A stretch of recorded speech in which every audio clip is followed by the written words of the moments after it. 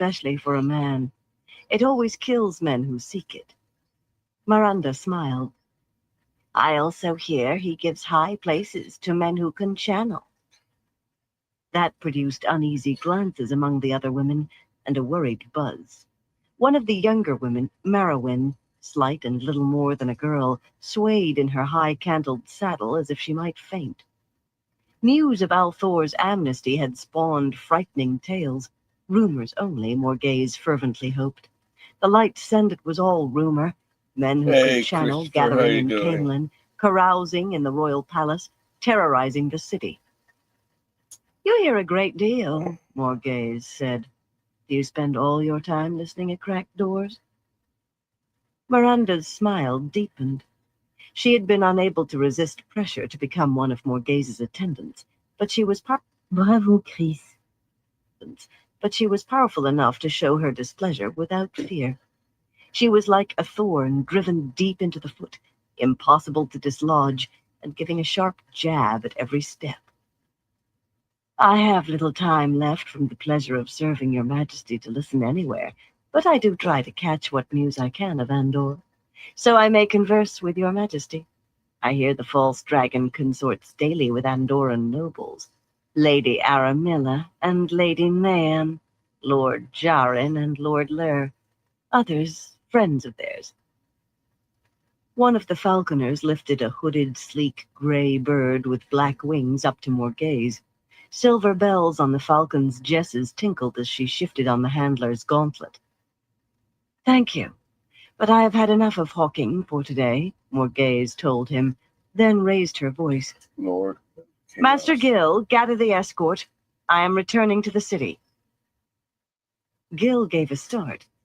He knew very well that all he was there for was to ride at her heels, but he began waving and shouting orders to the White Cloaks as if he believed they would obey. For her part, Morghese turned her black mare immediately. She did not take the animal faster than a walk, of course. This is the Norwyn second part. would I have been on her kind like a of flash hit if the he wrong saw a button on my possibility last she was one. considering escape. As it was, the cloakless White Cloaks were galloping to form up their escort before the mare had gone 10 steps, and before she reached the edge of the meadow, Norwyn was at her side, a dozen men ahead and the rest close behind. The servants and musicians and falconers were left to gather themselves up and follow as quickly as they could. Gil and Piter took their places behind her, and then came the ladies-in-waiting. Miranda wore her smile like a badge of triumph now, though some of the others frowned in disapproval. Not too openly. Even if she had had to yield to Niall, the woman was a force to be reckoned with in Amadisia. But most of them did try to do their best at a task they did not want. For the greater part, they would likely have attended Morghese willingly. It was residing inside the Fortress of the Light they did not like. Morghese would have smiled herself if she could be sure Miranda would not see it. The only reason she had not insisted weeks ago that the woman be sent away was how free she was with her tongue. Oh, is it raining? Miranda enjoyed pricking her with how far Andor had fallen from her grasp, but the names she chose were a balm to Morghese. All men and women who had opposed her during the succession, all sycophants of Gaebril. She expected no less of them and no more. Had Miranda named others, the result would have been different. Lord Pelavar, or Abella, or Luan, Lady Arafella, or Elorian, or Aemlyn. Others, they had never been part of Miranda's stabs, and they would have been if even a whisper from Andor had made her think of them. Oh, did it? So long as Miranda did not mention them, there was at least hope that they had not knelt to Althor. They had supported Morghese's first claim to the throne, and they might yet again, the light willing. Nearly leafless forest gave way to a road of hard-packed dirt, and they took it south toward Amador. Stretches of woods alternated with coppiced trees and fallow stone-fenced fields, with thatch-roofed stone houses and barns standing well back from the road. A good many people crowded the way, raising dust that made Morghese tie a silk kerchief across her face, though they scrambled aside onto the verge at the first glimpse of such a large party of armed and armored men. Some even darted into the trees, or leaped fences and scurried across the fields. The White Cloaks ignored them, and no farmers appeared to shake a fist or shout at the trespassers. Several of the farms had an abandoned look, with no chickens or animals in sight. Among the people on the road, there was an ox cart here, a man with a few sheep there, somewhere else a young woman herding a flock of geese. Plainly, they were all local people. Some had a bundle shouldered or a fat scrip, but most were empty-handed, walking as if with no idea where they were going. The numbers of the latter sort had increased every time Morghese had been allowed to leave Amador, no matter in which direction. Adjusting the kerchief over her nose, Morghese eyed Norwin sideways. He was about Talonvor's age and height, but there the resemblance ended. Red-faced under his burnished conical helmet and peeling from the sun, he had never been handsome. A lanky build and a thrusting nose made her think of a pickaxe. Every time she left the Fortress of the Light, he led her escort, and every time she tried to engage him in conversation. White cloak or not, every inch she could shift him from being her jailer was a victory. Are these people refugees from the Prophet, Norwin? They could not all be. They were heading north as south. No, he said curtly, without even glancing at her. His eyes scanned the roadsides as if he expected a rescue to appear for her any moment. That, unfortunately, was the sort of response she had had so far, but she persevered. Who are they, then? Not Taraboners, surely. You do a very good job of moving them on. She had seen a party of Taraboners, 50 or so men, women, and children, dirty and half falling with weariness, being herded west like cattle by mounted white cloaks. Only the bitter knowledge that she could do absolutely nothing had enabled her to hold her tongue. Amadisia is a rich land. Even this drought cannot have driven so many from their farms in just a few months. Norwin's face worked. Give me a sec, everyone. He said finally. They are refugees from the false dragon. But how? He is hundreds of leagues from Amadisia. Again, a struggle was plain on the man's sunburned face, either for words or against speaking. They believe he is the true dragon reborn, he said at last, sounding disgusted.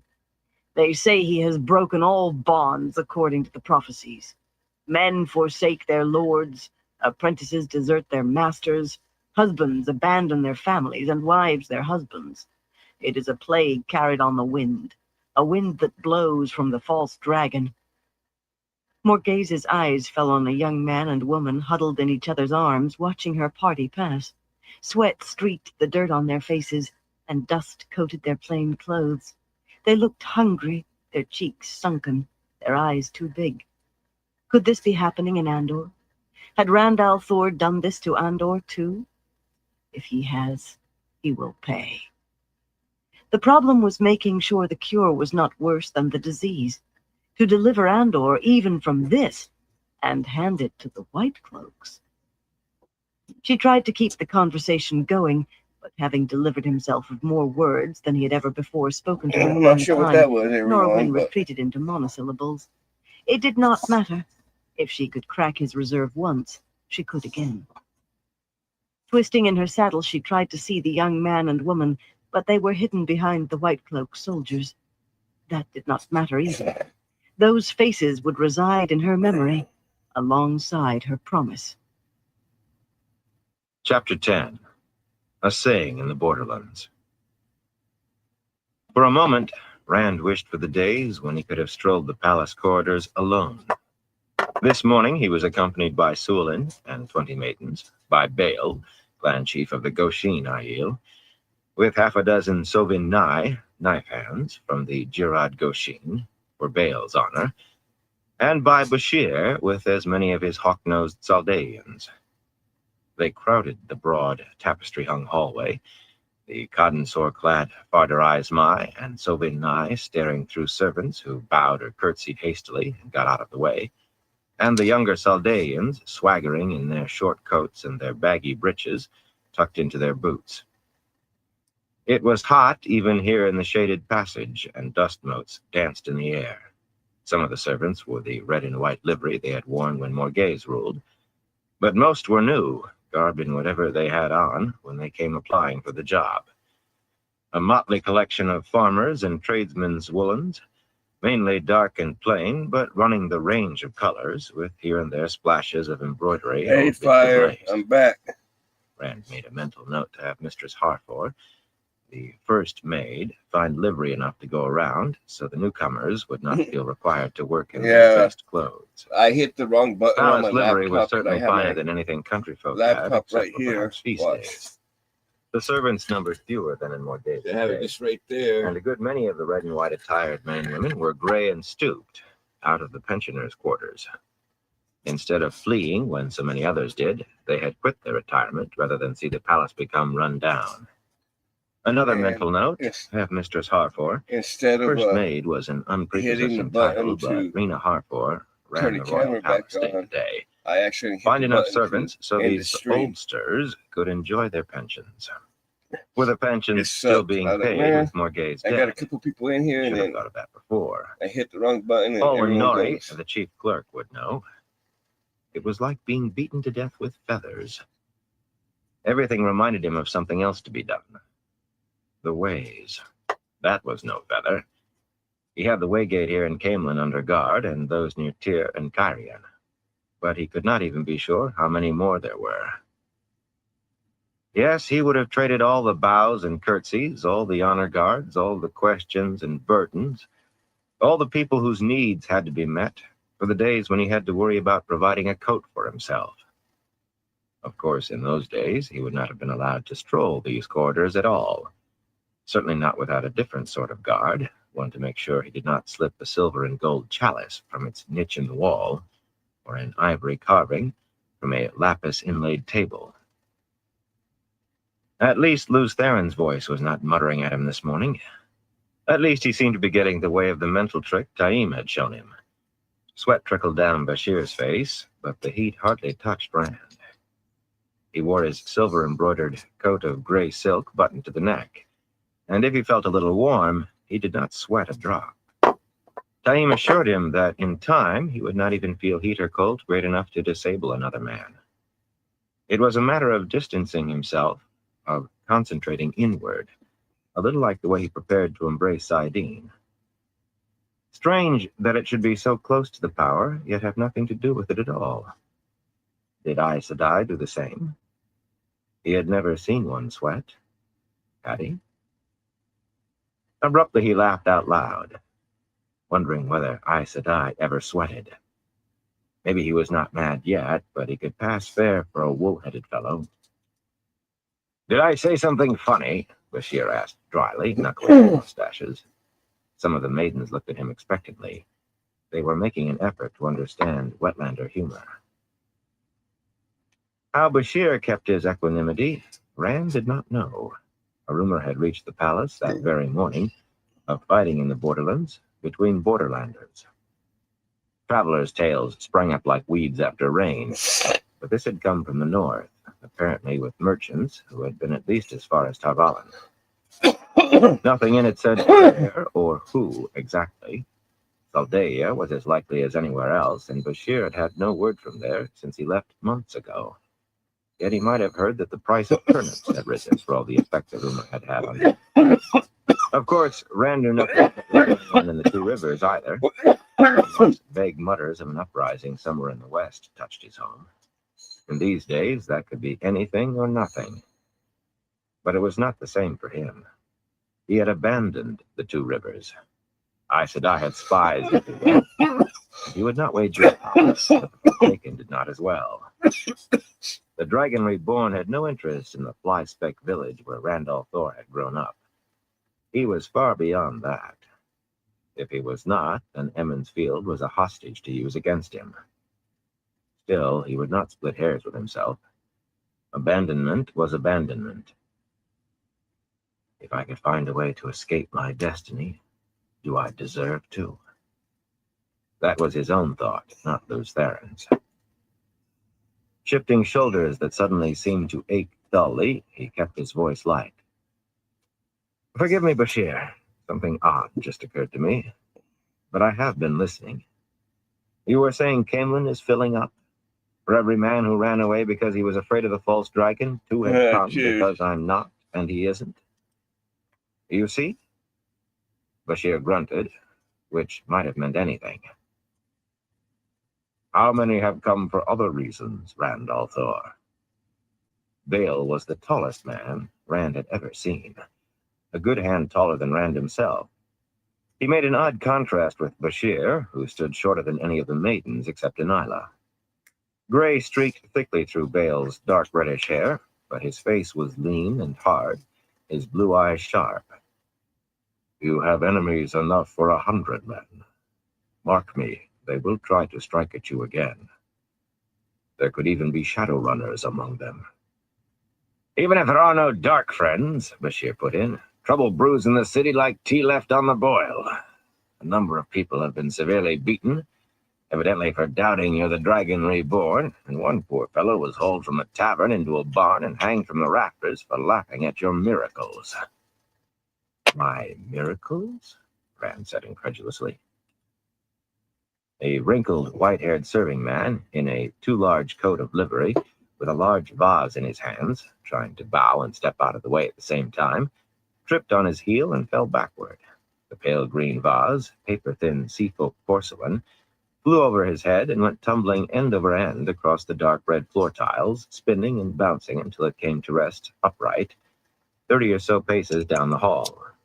The old man scrambled to his feet with surprising spryness and ran to snatch up the vase, running his hands over it and exclaiming in disbelief as much as relief when he found not a chip or a crack. Other servants stared with just as much incredulity, before abruptly coming to themselves and hurrying on about their tasks. They avoided looking at Rand so hard that several forgot to bow or curtsy. Bashir and Bale exchanged looks, and Bashir blew out his thick mustaches. Strange occurrences, then, he said. Every day there's another story about a child falling headfirst onto paving stones from a window 40 feet up without so much as a single bruise. Or a grandmother getting in the way of 24 runaway horses, only somehow they don't even buffet her, much less knock her down and trample her. Some fellow threw 5 crowns 22 times straight at dice the other day, and they laid that at your feet, too. Luckily for him. It is said, Bale added, that yesterday a basket of roof tiles fell from a roof and landed in the street unbroken in the shape of the ancient symbol of the Aes Sedai. He glanced at the open-mouthed, white-haired servant, clutching the vase to his chest as they passed. I do not doubt that it That's did. an empty bowl. Rand exhaled slowly. They did not mention the other sort, of course. The man who stumbled on a step and was hanged when his kerchief caught on the door latch, the loose slate ripped from a roof by a high wind that sailed through an open window, and the doorway to kill a woman sitting at table with her family. The sort of thing that did happen, but rarely. Only such things were not rare around him. For good or ill as often as good, he twisted chance merely by being within a few miles. No, if the dragons disappeared from his arms and the branded herons from his palms, he was still marked. There was a saying in the borderlands, duty is heavier than a mountain, death lighter than a feather. Once you had that mountain firmly on your shoulders, there was no way to put it down. There was no one else to carry it anyway, and no use whining about it. He made his voice brisk. Have you found the men who did the hanging? Bashir shook his head. Then find them and arrest them for murder. I want to stop to this. Doubting me isn't a crime.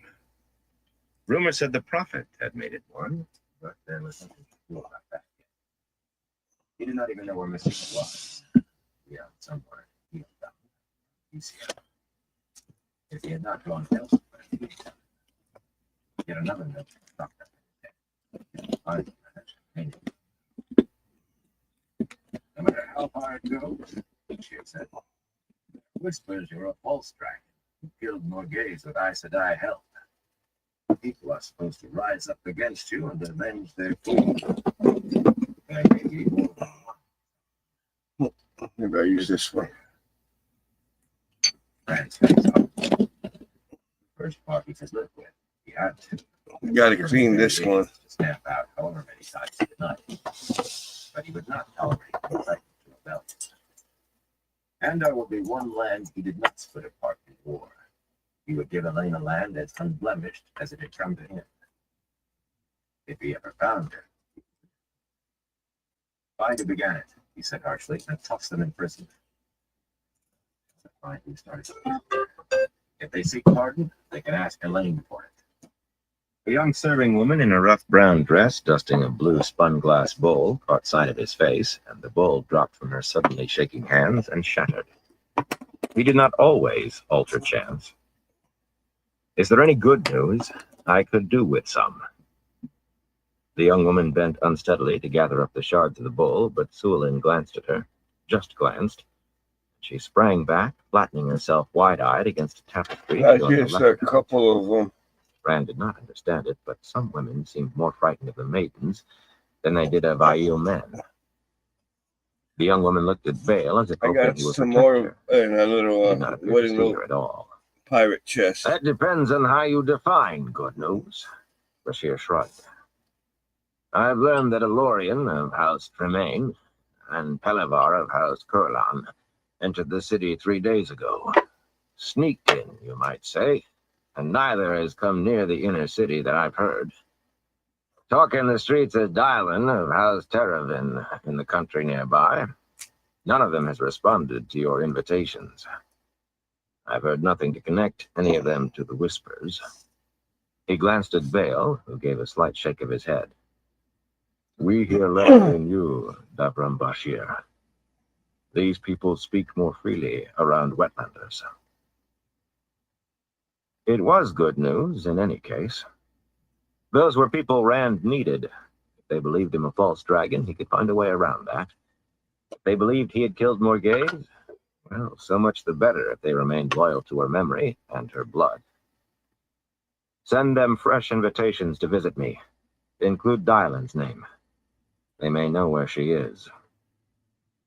If I send such an invitation, Bashir said doubtfully, it may do no more than remind them there's a Saldaean army in Andor. Rand hesitated, then nodded, suddenly grinning. Ask the Lady Aramilla to carry it. I don't doubt she'll leap at the chance to show them how close she is to me. But you write it out. Moraine's lessons in playing the game of houses were coming in useful once more. I do not know whether it is good news or bad, Bale said, but the Red Shields tell me 2 Aes Sedai have taken rooms at an inn in the new city. The Red Shields had been helping Bashir's men police Caemlyn, and were now taking it over alone. Bale grinned slightly at the chagrin on Bashir's face. We hear less, Davram Bashir, but perhaps sometimes we see more. Is one of them our friend who likes cats? Rand asked. The stories of an Aes Sedai in the city persisted. Sometimes there were 2 or 3, or a whole party. I'll be The right back. closest Bashir or Bale had come to anything at all, though, were a few stories of an Aes Sedai who healed dogs and cats. But always the next street over, told by someone who had been told by someone who had heard it in a tavern or in the market. Bale shook his head. I do not think so. The Red Shield said these 2 seem to have arrived in the night. Bashir looked interested. He seldom let an opportunity pass to repeat that Rand needed Aes Sedai, but Bale was frowning slightly, so slightly it would not have been noticeable on anyone but an Aiel. Aiel were careful in their dealings with Aes Sedai, even reluctant. Those few words contained plenty for Rand to think on, and every path came back to himself. 2 Aes Sedai had to have a reason to come into Caemlyn when their sisters were avoiding the city since he appeared there. The most likely reason was something to do with him. In the best of times, few people journeyed by night, and these were not the best of times. Aes Sedai arriving in the dark might be trying to avoid notice, and the most likely notice for them to avoid was his. On the other hand, they might just be going somewhere urgently, which could spell a mission for the tower. The truth of it was, he could not think what might be more important to the tower right now than himself. or they might be on their way to join the Aes Sedai that Egwene insisted were going to support him. Whatever it was, he wanted to know. The light alone knew what the Aes Sedai were up to, the tower or Elaine's hidden lot, but he had to find out. There were too many of them, and they could be too dangerous for him not to. How would the tower react when Elaida learned of his amnesty? How would any Aes Sedai? Had they heard yet? As they approached the doors at the end of the corridor, he opened his mouth to tell Bael to ask one of the Aes Sedai to come to the palace. He could handle 2 Aes Sedai if it came to that, so long as they did not catch him by surprise, but there was no point taking chances until he knew who they were and what they were about. Pride fills me. I am sick with the pride that destroyed me. Rand missed a step. That was the first time today that Lews Theron's voice had spoken inside his head, and too much like a comment on his thoughts of Aes Sedai for comfort. But it was not what made him swallow what he had been going to say and stop dead. Because of the heat, the doors stood open, giving out into one of the palace gardens. The flowers were gone, and some of the rose and white star bushes looked wilted. But the shade trees still stood, if with few leaves, around the white marble fountain that splashed in the garden. A woman in bulky brown wool suit and a loose white Algoda blouse stood beside her, a gray shawl looped over her arms, staring in wonder, as she often did, at water with no use except to be looked at. Rand's eyes rested behind Avienda's face, waves of reddish hair falling to her shoulders from the folded gray scarf fastened around her temples. Light, but she was beautiful. Studying the spray of water, she had not seen him yet. Did he love her? He did not know. She was all tangled in his head and his dreams with Elaine and even Min. What he did know was that he was dangerous. He had nothing to offer any woman except pain. Juliana, Lews Theron wept. I killed her. The light consumed me forever. A pair of Aes Sedai showing up like that might be important, Rand said quietly. I think I should visit this inn and see what... Almost everyone stopped when he did, but Nyla and Jelani exchanged glances and kept on right past him toward the garden. He raised his voice a fraction and hardened it even more. The maidens here will come with me. Anyone who wants to put on a dress and discuss matchmaking can stay behind. Nyla and Jelani stiffened and spun to face him, indignation lighting their eyes. A good thing Samara was not in today's guard. She might have gone on anyway. Suolin's fingers flashed in maiden hand. Yeah. And whatever she had to say, it quenched indignation and set embarrassed flames in the 2 maidens' cheeks instead. The Aiel had all sorts of hand signals for when silence was best. Every clan had its private sets, and every society as well. Little Besides rough. which, there were those all the Aiel knew, It's but only the maidens had made a it's- language of them. Rand it's did not wait for regular Suolin to wax finish before turning away that I from have the in there, garden. but These it's Aes Sedai also, might leave Caemlyn as quickly as they had come. some He of the glanced over his shoulder. juice, Avienda was some still staring at the water. She pins had not that seen the batteries He went quickened out. his So step. so bit of this Bashir, I would you guess send one of wax your men liquid to have horses ready? mixed with At the south some of stable the gate. The main gates of the some of the palace regular opened wax. onto the Queen's Plaza, which would be full of people hoping for a glimpse of him. So it's It would have taken half an hour Real to make a way turkey. through, if he was lucky. Bashir motioned, and one of the younger Saldaeans loped ahead in that rolling stride of a man more used to a saddle. A man must know when to retreat from a woman, Bashir said to the air, but a wise man knows that sometimes he must stand and face her. Young men, Bael said indulgently. A young man chases shadows and runs from moonlight, and in the end he stabs himself in the foot with his own spear. The other Aiel chuckled, maidens and knife hands alike. The older ones did. Irritated, Rand looked over his shoulder again. Neither of you would look well in a dress. Surprisingly, the maidens and knife hands laughed again, more loudly. Maybe he was getting a grip on Aiel humor. It was as he expected when he rode out of the south stable gate into one of the inner city's curving streets. Jodden's hooves rang out on the paving stones as the stallion frisked. The dapple seldom got out of the stable of late. There were plenty of people in the street, but nowhere near the numbers to be expected on the other side of the palace, and all going about their own business. Even so, fingers pointed and people leaned close to one another, murmuring. Some might have recognized Bashir.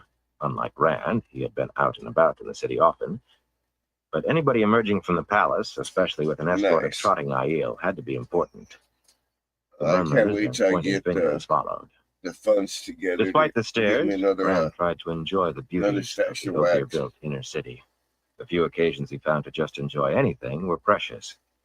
Streets curved out from the shining white royal palace, flowing along the contours of the hills like a part of the land. Everywhere stood slender towers covered in colored tiles, or domes of gold or purple or white sparkling in the sunlight. Hell yeah. Here a line of sight had been left to give a view of tree-filled park. There a rise through the eyes across the city to the rolling plains and forests beyond the tall silver-streaked white wall that enclosed all of Camelin. The inner city had been laid out to delight and soothe the eye. According to the Ogier, only Tar Valon itself and storied Manetheren had ever surpassed it, and many humans, Andorans foremost among them, believed that Camelin matched either.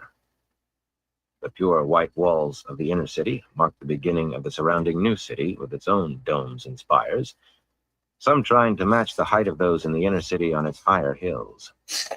Here the narrow streets were packed full of humanity, and even the broad boulevards, split down into tree-lined expanses, were filled with people and ox carts and horse-drawn wagons, folk on horseback and in carriages and sedan chairs. A buzz hung in the air as from a huge hive of bees. Passage was slower here, though the crowds gave way. They did not know who he was, any more than did those in the inner city, but no one wanted to get in the way of striding Aiel. It simply took time with so many people. And there was every sort of person.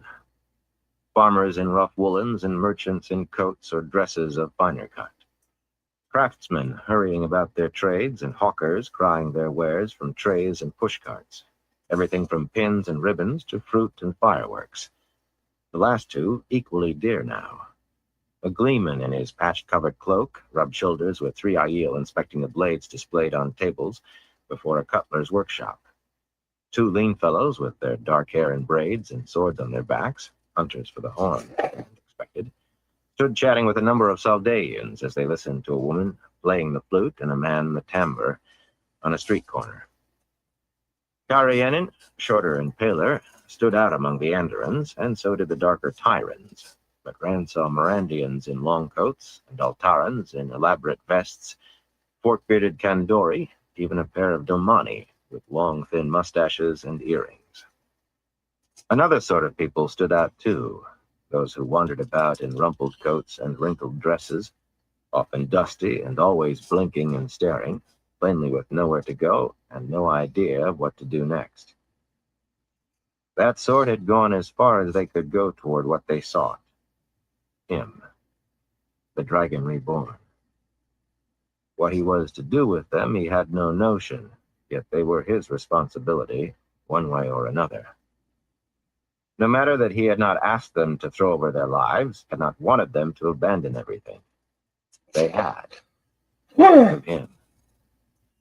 If they learned who he was, they might well overwhelm the Aiel and tear him apart in their eagerness just to touch him. He touched the fat little man Angreal in his coat pocket. Fine thing. The one power to protect the people who had given up everything because that was why he seldom ventured into the city. One reason, anyway. There was just too much to be done to go for an The inn Bale led him to, toward the western end of the city, was called Culain's Hound. 3 stories of stone with a red tile roof. On the twisting side street, the passing throng backed up both ways, narrowing to crowd around Rand's party when it stopped.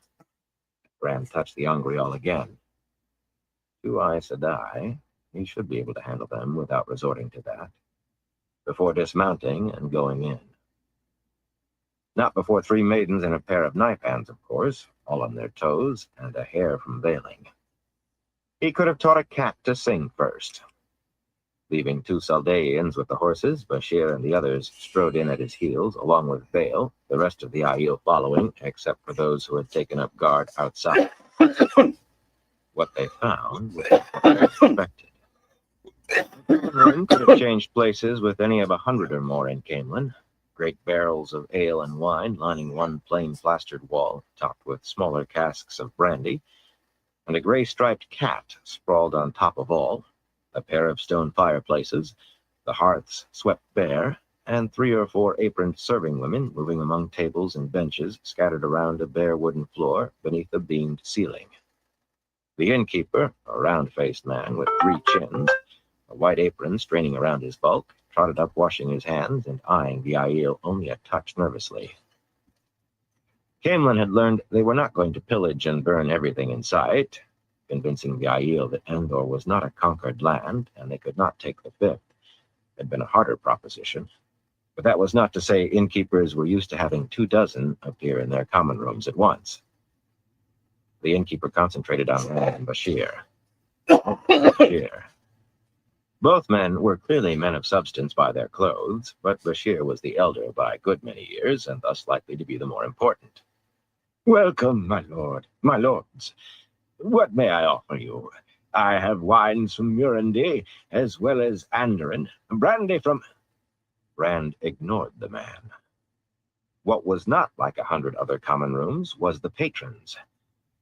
At this hour, he would have expected 1 or 2 men, perhaps, but there were none. Instead, most of the tables were filled with plainly dressed young women, girls, really, for the most part, who twisted around on their benches, teacups in hand, to gawk at the new arrivals. More than one gasped at Bale's height. Not all of them stared at the Aiel, though, and it was the near dozen who gaped at him that made Rand's eyes widen. He knew them. But he did know them. One in particular drew his attention. "Bode?" he said in disbelief. Hey, That Dirk, big-eyed girl staring at him, when had she gotten old enough to put her hair in a braid, was Bodwin Cawthon, Matt's sister. And there was plump Hilda Barron sitting next to skinny Geraldine Alcar, and pretty Marisa Ahan, with her hands clapped to her cheeks the way she always did when surprised, and buxom Emery Lewin, and Elise Marwin, and Daria Candwin, and they were from Emmons Field, or close by. Darting a look over the rest of the tables, he realized the others must be Two Rivers girls, too. Most of them, anyway. He saw a Damani face, and 1 or 2 more that might be from off. But every dress could have been seen any day on the green in Emmons Field. "What under the light are you doing here?" "We are on our way to Tarvalin," Bode managed, despite gaping. The only thing about her that looked at all Give like me that 1 second, was I'll a be right mischievous back. something around the eyes. Her astonishment at seeing him vanished quickly in a broad smile of wonder and delight. "To become Aes Sedai, like Egwene and Nynaeve." "We could ask the same of you," willowy Loreen Ayelen put in, arranging her thick braid over her shoulder with studied casualness. The oldest of the Emmons Field girls, a good 3 years younger than him, but the only one besides Bode to have her hair braided. She had always had a good opinion of herself. She was pretty enough for all the boys to have confirmed it for her. "Lord Perrin hardly said 2 words about you except to say you were off having adventures and wearing fine coats, which I see you are." "Is Matt well?" Bode asked, suddenly anxious. "Is he with you? Mother worries about him so. He wouldn't even remember to put on clean stockings if someone didn't tell him." "No," Rand said slowly, "he's not here. But he is well." "We hardly expected to find you in Camelin," Jancy Torfin piped up in her high voice. She could not be more than 14. She was the youngest, at least among the Emmons Fielders. "Beren Sedai and Alana Sedai will be pleased, I'll wager. They're always asking what we know about you." So those were the 2 Aes Sedai. He knew Varen, a brown sister, more than slightly. He did not know what to think about them here, though. That was hardly most important anyway. These girls were from home. Everything is all right in the Two Rivers, then? In Emmons Field? Perrin got there all right, it seems. Wait. Lord Perrin? That opened the sluice gate. The rest of the Two Rivers girls were more interested in studying the Aiel with sidelong peaks, especially Bale, and a few spared glances for the Saldaeans. But the Emmons Field girls crowded around Rand, all trying to tell him everything at once, all jumbled up and wrong way round, interspersed with questions about himself and Matt, about Egwene and Nynaeve, most of which he could not have answered in under an hour had they given him a chance. Trollocs had invaded the Two Rivers, but Lord Perrin drove them off. They went on so about the everyone talking at the same time, that it was hard to pick out any details except that there had been one. Everybody fought, of course, but it had been Lord Perrin who saved everybody. Always Lord Perrin. Any time he said just Perrin, they corrected him in the perfunctory way they might someone who said horse when he should have said sawhorse. Even when the Trollocs were beaten, Rand's chest tightened. He had abandoned them to this. If he had gone, there might not have been such a long list of the dead, so many names that he knew. But if he had gone, he would not have the Aiel behind him. Cairhien would not be his, as much as it was, and Robin would likely be sending a united Andor against him in the Two Rivers. There was a price to be paid for any decision he made. There was a price for who he was. Other people paid it. He had to keep reminding himself that it was a far smaller price than they would pay without him. The reminder did not help much, though. With expression for dismay at the listing of Two Rivers dead, the girls hastened on to happier things. It seemed Perrin had married Fael, too. Rand wished him happiness in that, and wondered how long any happiness they found could last. The girls thought it romantic and wonderful, and only seemed to regret that there had been no time for the usual wedding parties. They were quite approving of Fael, quite admiring, and a touch envious, even Lorene. There had been White Cloaks, too, and with them, Adan Fain, the old peddler who used to come to Emmons Field every spring. The girls seemed unsure whether the White Cloaks had been friends or enemies, but to Rand, Fain made the difference, if there was any real doubt. Fain was a dark friend, maybe worse than a dark friend, who would do anything to harm Rand and Matt and Perrin, especially Rand.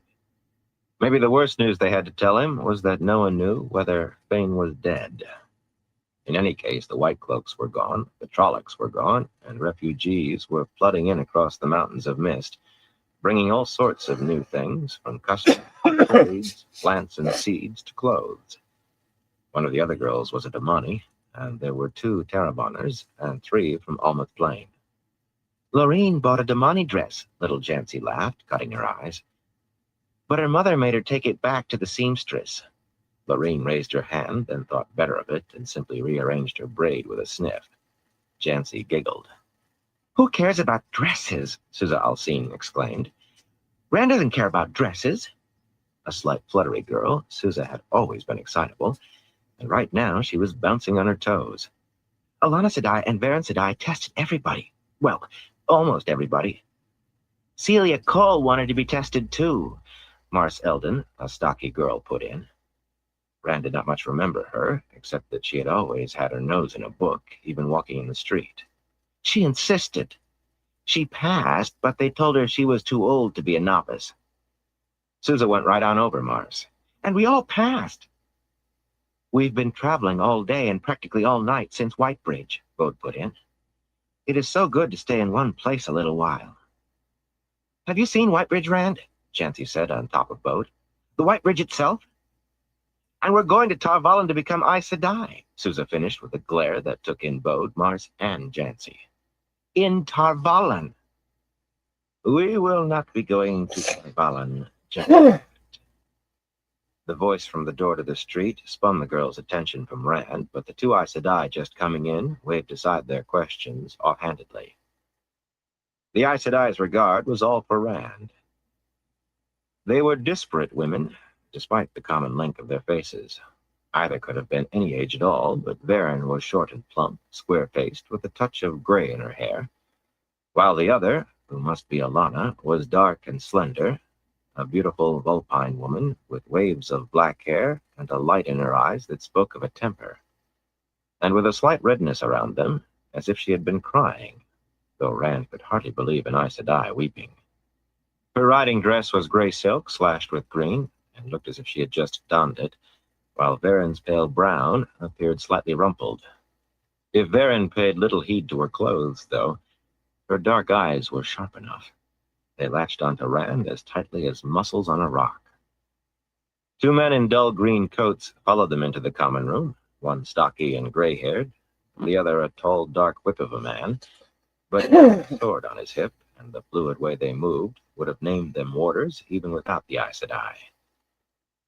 They ignored Rand entirely, instead watching the Aiel and Saldaeans with a stillness that spoke of sudden movement in check. For their part, the Aiel did not move exactly, but there was an air of veils going up about them, maidens and knife hands alike, and the young Saldaean's fingers suddenly hovered near sword hilts. Only Bael and Bashir appeared truly at ease. The girls noticed nothing except the Aes Sedai, but the fat innkeeper sensed the mood and began wringing his hands, no doubt seeing his common room destroyed, if not his whole inn. "There will be no trouble," Rand said loudly and levelly, for the innkeeper, for the Aiel. For everyone, he hoped. "No trouble unless you start it, Varen." Several of the girls goggled at him, speaking so to an Aes Sedai, and Lorene sniffed loudly.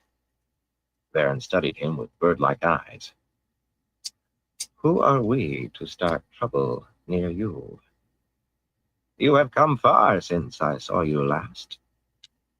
For some reason, he did not want to talk about that. "If you've decided not to go to Tar Valon, then you must have heard the tower is broken." That caused a startled buzz among the girls. They certainly had not heard. The Aes Sedai gave no reaction at all. "Do you know where those who oppose Elaida are?" "There are things we should discuss in private," Alanna said calmly. "Master Dillum, we will need your private dining room." The innkeeper nearly fell over himself, assuring her that it was at her disposal. Varen started toward a side door. "This way, Rand." Alanna looked at him, raising a questioning eyebrow. Rand held in a wry grin. They had just walked in and taken charge, but it seemed that Aes Sedai did that as naturally as breathing. The two Rivers girls stared at him with varying degrees of commiseration. Doubtless they expected the Aes Sedai to skin him if he did not speak right and sit straight. Perhaps Varen and Alanna did too. With a smooth bow, he motioned for Alanna to precede him. So he had come a long way, had he? They had no idea how far. Alanna acknowledged his bow with a nod, gathered her skirts, and glided after Varen. But trouble followed immediately. The two warders made as if to trail the Aes Sedai, and before they had taken a full step, a pair of cold-eyed Soven Nai moved to block them, while Sulin's fingers flickered in hand-talk, sending a Nyla and a blocky maiden named Agendra toward the door the Aes Sedai were approaching. The Saldaeans looked to Bashir, who gestured for them to stay, but then he himself looked a question at Rand. Alanna made a vexed sound. "We will speak with him alone, Ivan." The slender warder frowned, then nodded slowly. Varen glanced back, looking slightly startled, as though pulled from deep thought. "What? Oh, yes, of course. Tomas, stay here, please." The gray-haired warder appeared doubtful, and he gave Rand a hard look before lounging back against the wall beside the door to the street. At least he was lounging if a tripwire could be said to be lounging. Only then did the knife hands relax, as much as Aiel ever relaxed. "I want to talk to them alone," Rand said, straight at Sulin. For a moment he thought she meant to dispute him. Her jaw firmed stubbornly. Finally, hand-talk passed between her, Nyla, and Agendra, and they moved back, looking at him and shaking their heads in disapproval. Suolin's fingers moved again, and all the maidens laughed. He wished there was some way to learn hand talk. Suolin had been scandalized when he asked. Confused looks passed among the Two Rivers girls as Rand started after the Aes Sedai, and he closed the door behind them on a rising buzz. It was a small room, but with polished chairs instead of benches and pewter candlesticks on both the polished table and the vine-carved mantel above the fireplace. Yeah, The cheers. 2 windows were shut, yet no one made a move to open one. He wondered if either Aes Sedai had noticed that the heat touched him. Give me no more 1 than it did second. I'll them. be right back. Will you be taking them to the rebels? He asked immediately. Frowning, Varen smoothed her skirts. You know considerably more about that than we do. We did not hear of events in the tower until Whitebridge. Alana's tone was cool, but there was heat in the eyes she kept fixed on him. What do you know of rebels? A world of distaste entered her voice with that word. So they had heard the rumors first in Whitebridge and made haste here, keeping everything from the girls. And by the reactions of Bode and the others, the decision not to go to Tar Valon was fresh. Seemingly they had found confirmation this morning. I don't suppose you'll tell me who your spy in Caemlyn is. They merely looked at him, Varen tilting her head to study him. Strange how Aes Sedai gazes had been so unsettling once. So serene, whatever was happening, so knowing. Having an Aes Sedai stare at him, or even 2, no longer made his stomach turn uneasily. Pride, Lews Therin laughed madly, and Rand suppressed a grimace. I've been told rebels exist. You haven't denied knowing where they are. I mean no harm to them. Far from it. I have reason to believe they might support me. He kept back his main reason for wanting to know. Perhaps Bashir was right. Perhaps he did need Aes Sedai backing. But mainly he wanted to know because he had been told Elaine was with them. He needed her to leave Andor peacefully. That was his only motive in seeking her. The only one. He was as dangerous to her as to Aviendha. For the love of the light, if you know, tell me. If we did know, Alana replied, we would have no right to tell anyone. Should they decide to support you, you may be certain they will seek you out. In their time, Varen said, not yours. He smiled grimly. He should have expected as much, or as little. Moraine's advice was in the front of his head. Trust no woman who wore the shawl on the day she died. Is Mat with you? Alana asked, as if that were the last thing on her mind, really. If I knew where he was, why should I tell you? Turn about. They did not seem to think that was funny. It is foolish to treat us as enemies, Alana murmured, moving toward him. You look tired. Are you getting enough rest? He stepped back from her raised hand, and she stopped. Like you, Rand, I mean no harm. Nothing I do here will cause you any injury. Since she had said it straight out, it must be so. And she raised her hand to his head. His skin tingled faintly as she embraced Saidar, and a familiar warm ripple passed through him, the feel of her checking his health. Alana nodded in satisfaction. And suddenly the warmth was heat, one great flash of it, as if he stood for a heartbeat in the middle of a roaring furnace. Even after it passed, he felt odd, aware of himself as he never had been before, aware of Alana. He swayed, head light, muscles watery. An echo of confusion and unease rang from Lews Therin. What did you do? He demanded. In a fury, he seized Saidar. The strength of it helped hold him upright. What did you do? Something beat at the flow between him and the true source. They were trying to shield him. Weaving his own shields, he slammed them into place. He truly had gone far and learned much since Varen last saw him. Varen staggered, putting a hand on the table for support, and Alana grunted as if he had punched her. What did you do? Even deep in the cold, emotionless void as he was, his voice grated. Tell me. I made no promises not to hurt you. If you don't tell me... She bonded you, Varen said quickly, but if her serenity had been ruffled, it cloaked her again in an instant. She bonded you as one of her warders. That is all. Alanna recovered her composure even faster. Shielded, she faced him calmly, arms folded, a hint of contentment about her eyes. Contentment. Hey, James I Money, how said you I would doing? not injure you, and I have done Hope exactly you're the doing opposite well. of injury. Drawing deep, slow breaths, Rand tried to settle himself. He had walked into it like a puppy. Rage crawled across the outside of the void. Calm. He must be calm. One of her warders. She was a green then. Not that that made any difference. He knew little of warders, certainly not how to break the bond, or if it could be broken. All Rand felt from Luce Theron was a sense of stunned shock. Not for the first time, Rand wished Lan had not gone galloping away after Moraine died.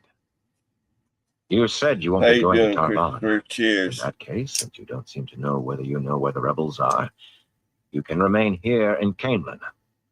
Alanna opened her mouth, but he rode over her. Be grateful if I decide not to tie off those shields and leave you like that. That got their attention. Varen's mouth tightened, and Alanna's eyes could have done for that furnace he had felt. You will stay away from me, though, both of you. Unless I send for you, the inner city is barred to you. Try to break that, and I will leave you shielded, and in a cell besides. Do we understand one another? Perfectly. Despite her eyes, Alanna's voice was ice. Varen merely nodded. Flinging open the door, Rand stopped. He had forgotten the Two Rivers girls. Some were talking to the maidens, some were just studying them and whispering over their tea. Bode and a handful of the Emmons Fielders were questioning Bashir, who had a pewter mug in his fist and one foot up on a bench.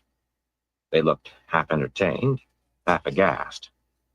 The door banging open whipped their heads around. Rand, Bode exclaimed. This man is saying awful things about you. He says you're the Dragon Reborn, Lorraine spluttered. The girls in the rest of the room apparently had not heard. They gasped. I am, Rand said wearily. Lorraine sniffed and folded her arms beneath her breasts. As soon as I saw that coat, I knew you had gotten a big head running off with an Aes Sedai the way you did.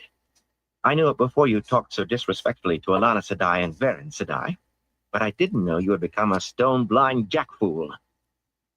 Bode's laugh was more appalled than amused. You shouldn't say such a thing even as a joke, Rand. Tam raised you better than that. You're Rand al'Thor. Now stop this foolishness. Rand al'Thor. That was his name, but he hardly knew who he was. Tam al'Thor had raised him, but his father had been an Aiel chief, now long dead. His mother had been a maiden, but not Aiel. That was as much as he really knew of who he was. saidin still filled him. Gently he wrapped Bode and Lorraine in flows of air and lifted them until their shoes dangled a foot above the floor. I am the Dragon Reborn. Denying won't change it. Wishing won't change it. I'm not the man you knew back in Emmons Field. Do you understand now? Do you? Yeah, a couple of news is He good. realized he was shouting and clamped his Depending mouth which ones shut. you get. His stomach was lead and he was trembling. Why had Alanna done I'm what down she to did? just two of them now. What Aes Sedai scheme was hatching behind that pretty face? Trust none of them, Moraine had said. A hand touched his arm, and his head jerked around. Please let them down, Alanna said. Please. They are frightened. They were more than frightened. Lorraine's face seemed drained of blood, and her mouth gaped as wide as it would go, as if she wanted to scream and had forgotten how. Bode was sobbing so hard she quivered. They were not the only ones. The rest of the Two Rivers girls had huddled together as far from him as they could get, and most of them were crying too. The serving maids were in that tight cluster as well, weeping as hard as anyone else. The innkeeper had sagged to Well, his thankfully knees, them two goggle-eyed are and gurgling wordlessly. still full. Rand eased the two girls back down and hastily let go of saidin. I'm sorry. I didn't mean to scare you. As soon as they could move, Bode and Lorraine fled to join the other girls, clutching one another. Bode, Lorraine, I'm sorry. I won't hurt you, I promise. They did not look at him. None of them did. Sulin was certainly looking at him, and the rest of the maidens too. Blank-faced, flat-eyed, disapproving stares. What's done is done, Bashir said, setting down his mug. Who knows? Perhaps it's for the best. Rand nodded slowly. It probably was. Best that they wanted to stay clear of him. Best for them. He just wished he could have talked a little while longer about home. A little while longer with them seeing only Rand al'Thor. His knees still wobbled from the bonding, but once he began moving, he did not stop until he was back in Jotun's saddle. Best that they were afraid of him. Best that he forgot the two rivers. He wondered whether that mountain ever got lighter for a time, or only kept on getting heavier. Chapter 11. Lessons and Teachers. As soon as Rand was out the door, Varen let loose the breath she had been holding. All right. Once she had told Swan and Moiraine how dangerous he was. Neither had listened, and now the passage of little more than a year saw Swan stilled and probably dead, while Moiraine... The streets crawled with rumors about the dragon reborn in the royal palace, most beyond belief, and none that was credible mentioned an Aes Sedai. Moiraine might have decided to let him think he was going his own way, but she would never allow him to get far from her, not now when he was rising to such power, not now when the hazard he presented had grown so great. Had Rand turned on her more violently than he just had on them? He had aged since she last saw him. His face bore the tightness of struggle. The Light knew he had reason enough, but could it be the struggle for sanity as well? So, Moiraine dead, Swan dead, the White Tower broken, and Rand possibly on the edge of madness. Varen tisked irritably. If you took risks, sometimes the bill came due when you least expected, in the last way you expected. Almost 70 years of delicate work on her part, and now it might all go for naught because of one young man. Even so, she had lived too long, been through too much to allow herself to be dismayed. First things first, take care of what can be done now before worrying too long over what might never be. That lesson had been forced on her, but she had taken it to heart. The first thing was to settle the young women down. They still I'll be huddled right like back. a flock of sheep, weeping and holding on to one another and hiding their faces. She quite understood. This was not her first time to confront a man who could channel, much less the dragon reborn himself, and her stomach heaved as if on a ship at sea. She began with comforting words, patting a shoulder here, stroking hair there, trying to make her voice motherly. Convincing them that Rand was gone, which in most cases meant convincing them to open their eyes, went a long way toward bringing relative calm. At least the sobbing subsided. But Jancy kept demanding piercingly that someone tell her Rand had been lying, that it had all been a trick, while Bodwin was just as shrill in wanting her brother found and rescued. Varen would have given a great deal to know where Mat was, and Lorraine blubbered that they had to leave Caemlyn immediately, on the minute. Varen drew one of the serving maids aside, a plain-faced woman at least 20 years older than any of the Two Rivers folk. She was wide-eyed, although wiping away tears with her apron and shaking. After requesting her name, Varen said, "Bring them all nice fresh tea, Azriel, hot and with plenty of honey, and put a little brandy in it." Considering the younger women for a moment, she added, "Make it more than a little, a generous splash each. That should help soothe their nerves. And you and the other maids should have some as well." Azriel sniffed and blinked and wiped her face, but she curtsied. Being sent about her regular duties seemed to lessen her tears, if not her fright. "Serve them in their rooms," Alana said, and Varen nodded agreement. A little sleep would do wonders. They were only a few hours out of bed, but brandy atop all their hard travel should do the trick. The order caused a commotion. "We can't hide here," Lorraine managed around sniffles and hiccups. "We have to go, now. He'll kill us." Bodwin's cheeks glistened damply, but her face had taken on a determined cast. That Two Rivers stubbornness was going to cause more than one of these young women trouble. We have to find Matt. We can't leave him with a man who can... We can't. Even if it is Rand, we just can't. I want to see Caemlyn, Jancy squeaked, though she was still trembling. The rest joined in right on top of those three, a handful tremulously supporting Jancy despite their fear, the majority adamantly in favor of departure. One of the young women from Watch Hill, a tall, pretty girl named Ella, fair-haired for the Two Rivers, began to wail again at the top of her lungs. It was all Verin could do not to smack the lot of them. There was excuse for the youngest, but Lorene and Ella and the others with their hair braided were supposed to be women. Most had not been touched, and the danger was gone. On the other hand, they were all tired. Rand's visit had been a shock, and they were likely to face a good many more in the near future, so she held her exasperation in check. Alanna did not. Even among Greens, she was noted for her quicksilver disposition, and it was worse of late. You will go to your rooms now, she said coolly, but her voice was all that was cool.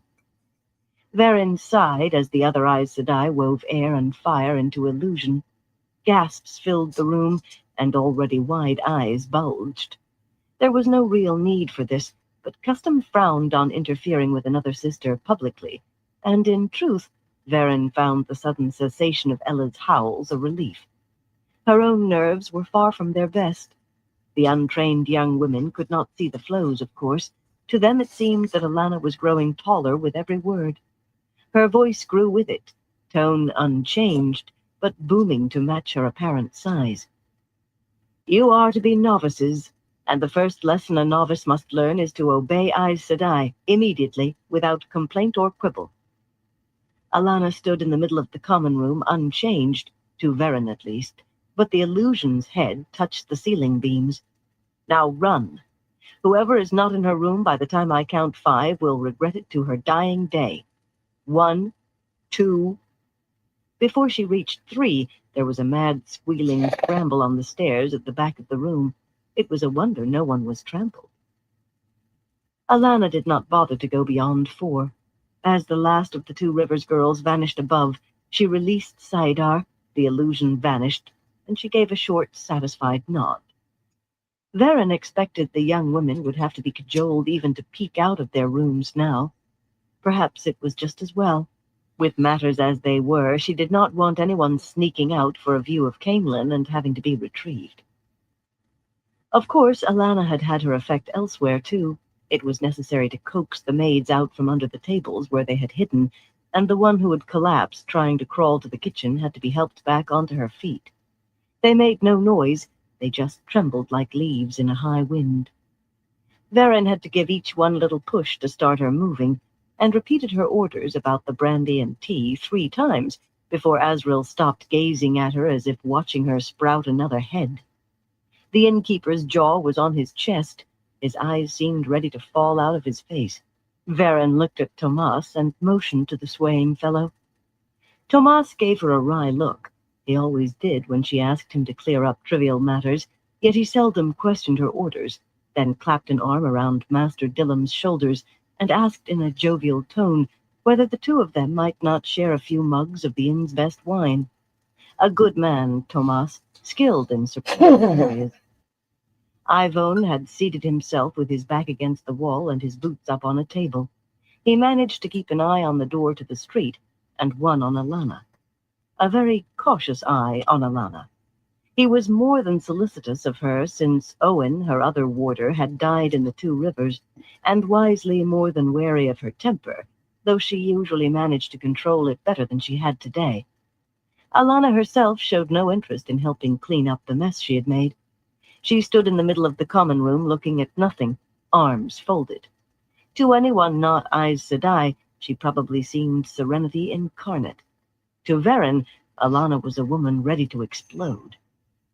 Verin touched her arm. We must talk. Alanna looked at her, eyes unreadable, then without a word glided toward the private dining room. Behind her, Varen heard Master Dillum say in a shaken voice, "Do you suppose I could claim the Dragon Reborn patronized my inn? He did come in, after all." For a brief moment she smiled. He would be all right, at least. Her smile vanished as she closed the door, sealing her and Alana in. Alana was already stalking back and forth in the small room, the silk of her divided skirts whispering like swords sliding from scabbards. There was no face of serenity now. The gall of the man! The utter gall! Detaining us! Restricting us! Varen watched her for a few moments before speaking. It had taken her 10 years to get over Balinor's death and bond Ivon.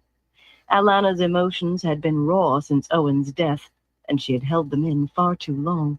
The occasional bouts of weeping she had allowed herself since departing the Two Rivers were not enough of a release.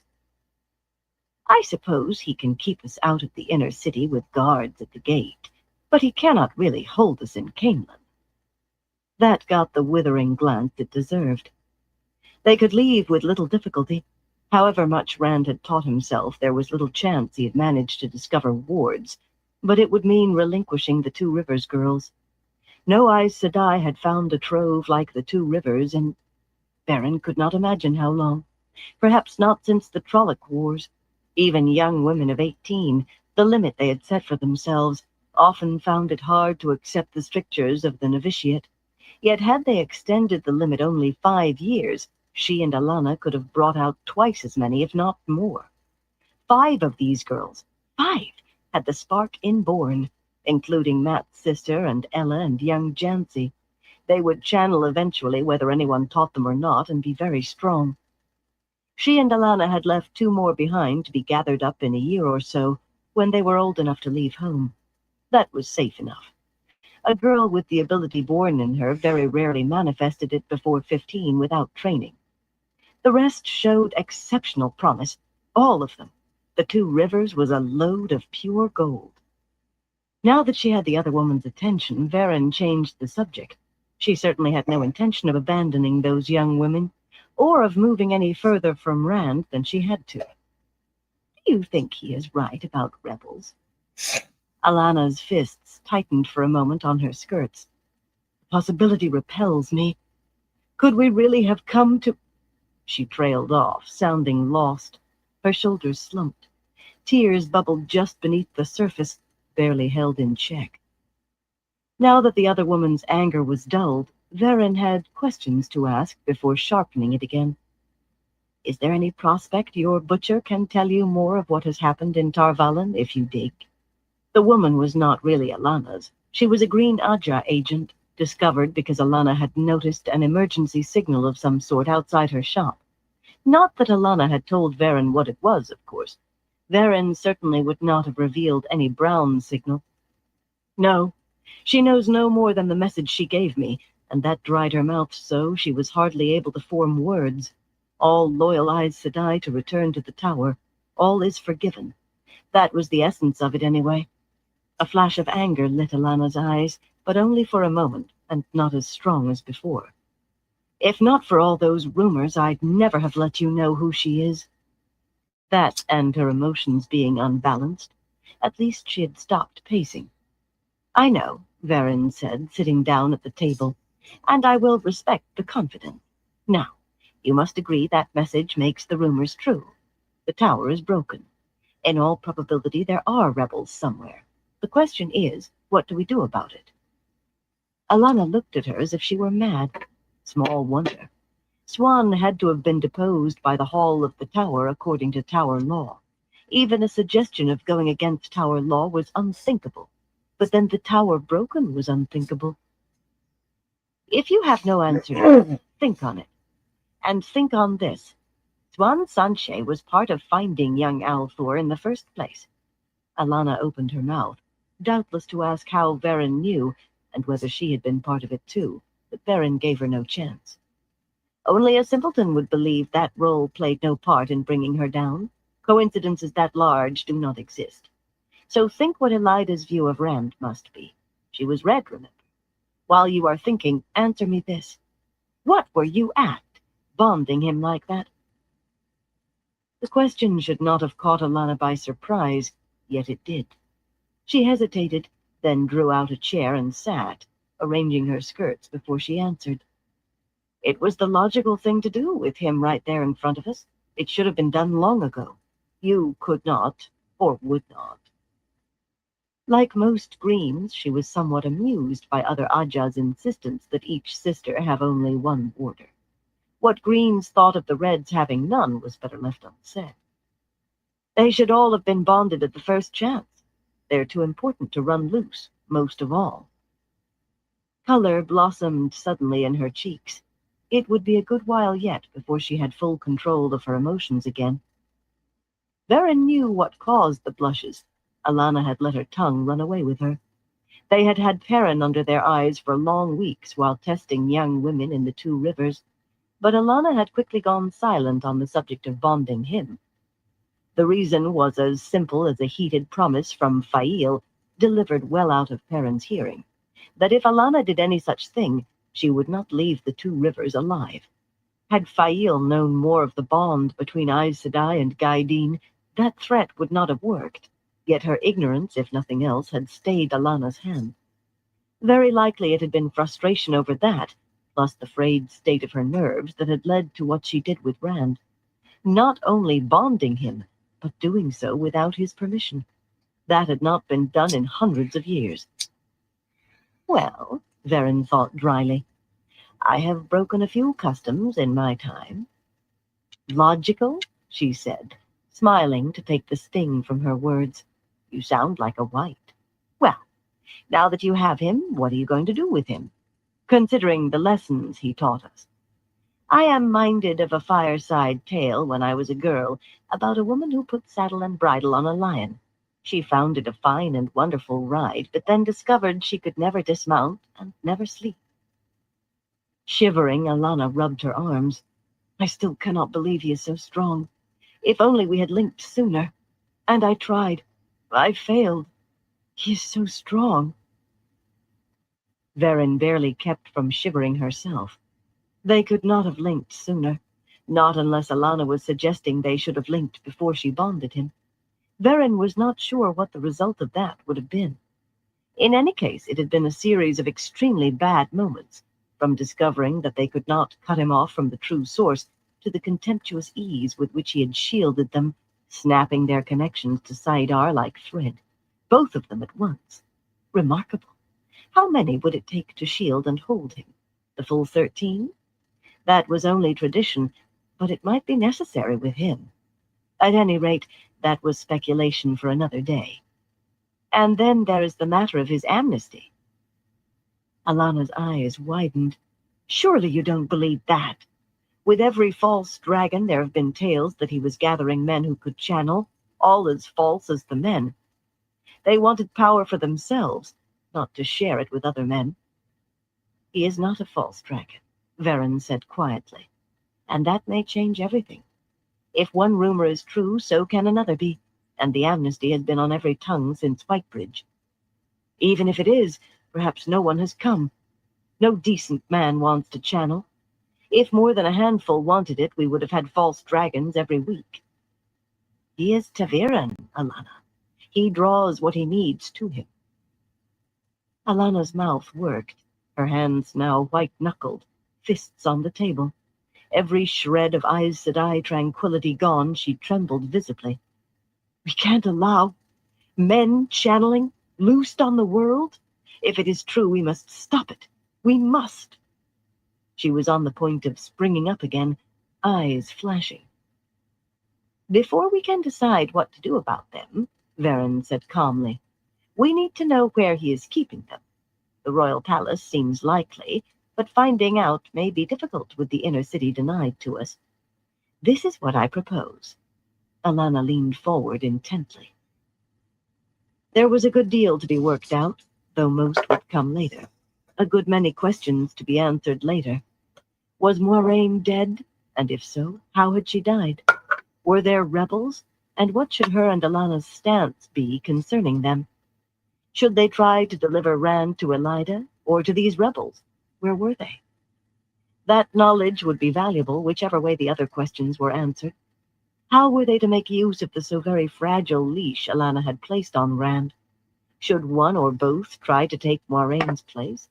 For the first time since Alana had begun to let her emotions over Owen creep to the surface, Varen was glad she had held them in long enough to become so volatile. In her raveled condition, Alana was bound to be more amenable to guidance, and Varen knew exactly how some of those questions had to be answered. She did not think Alana would like some of those answers. Best not to let her learn them until it was too late to change them.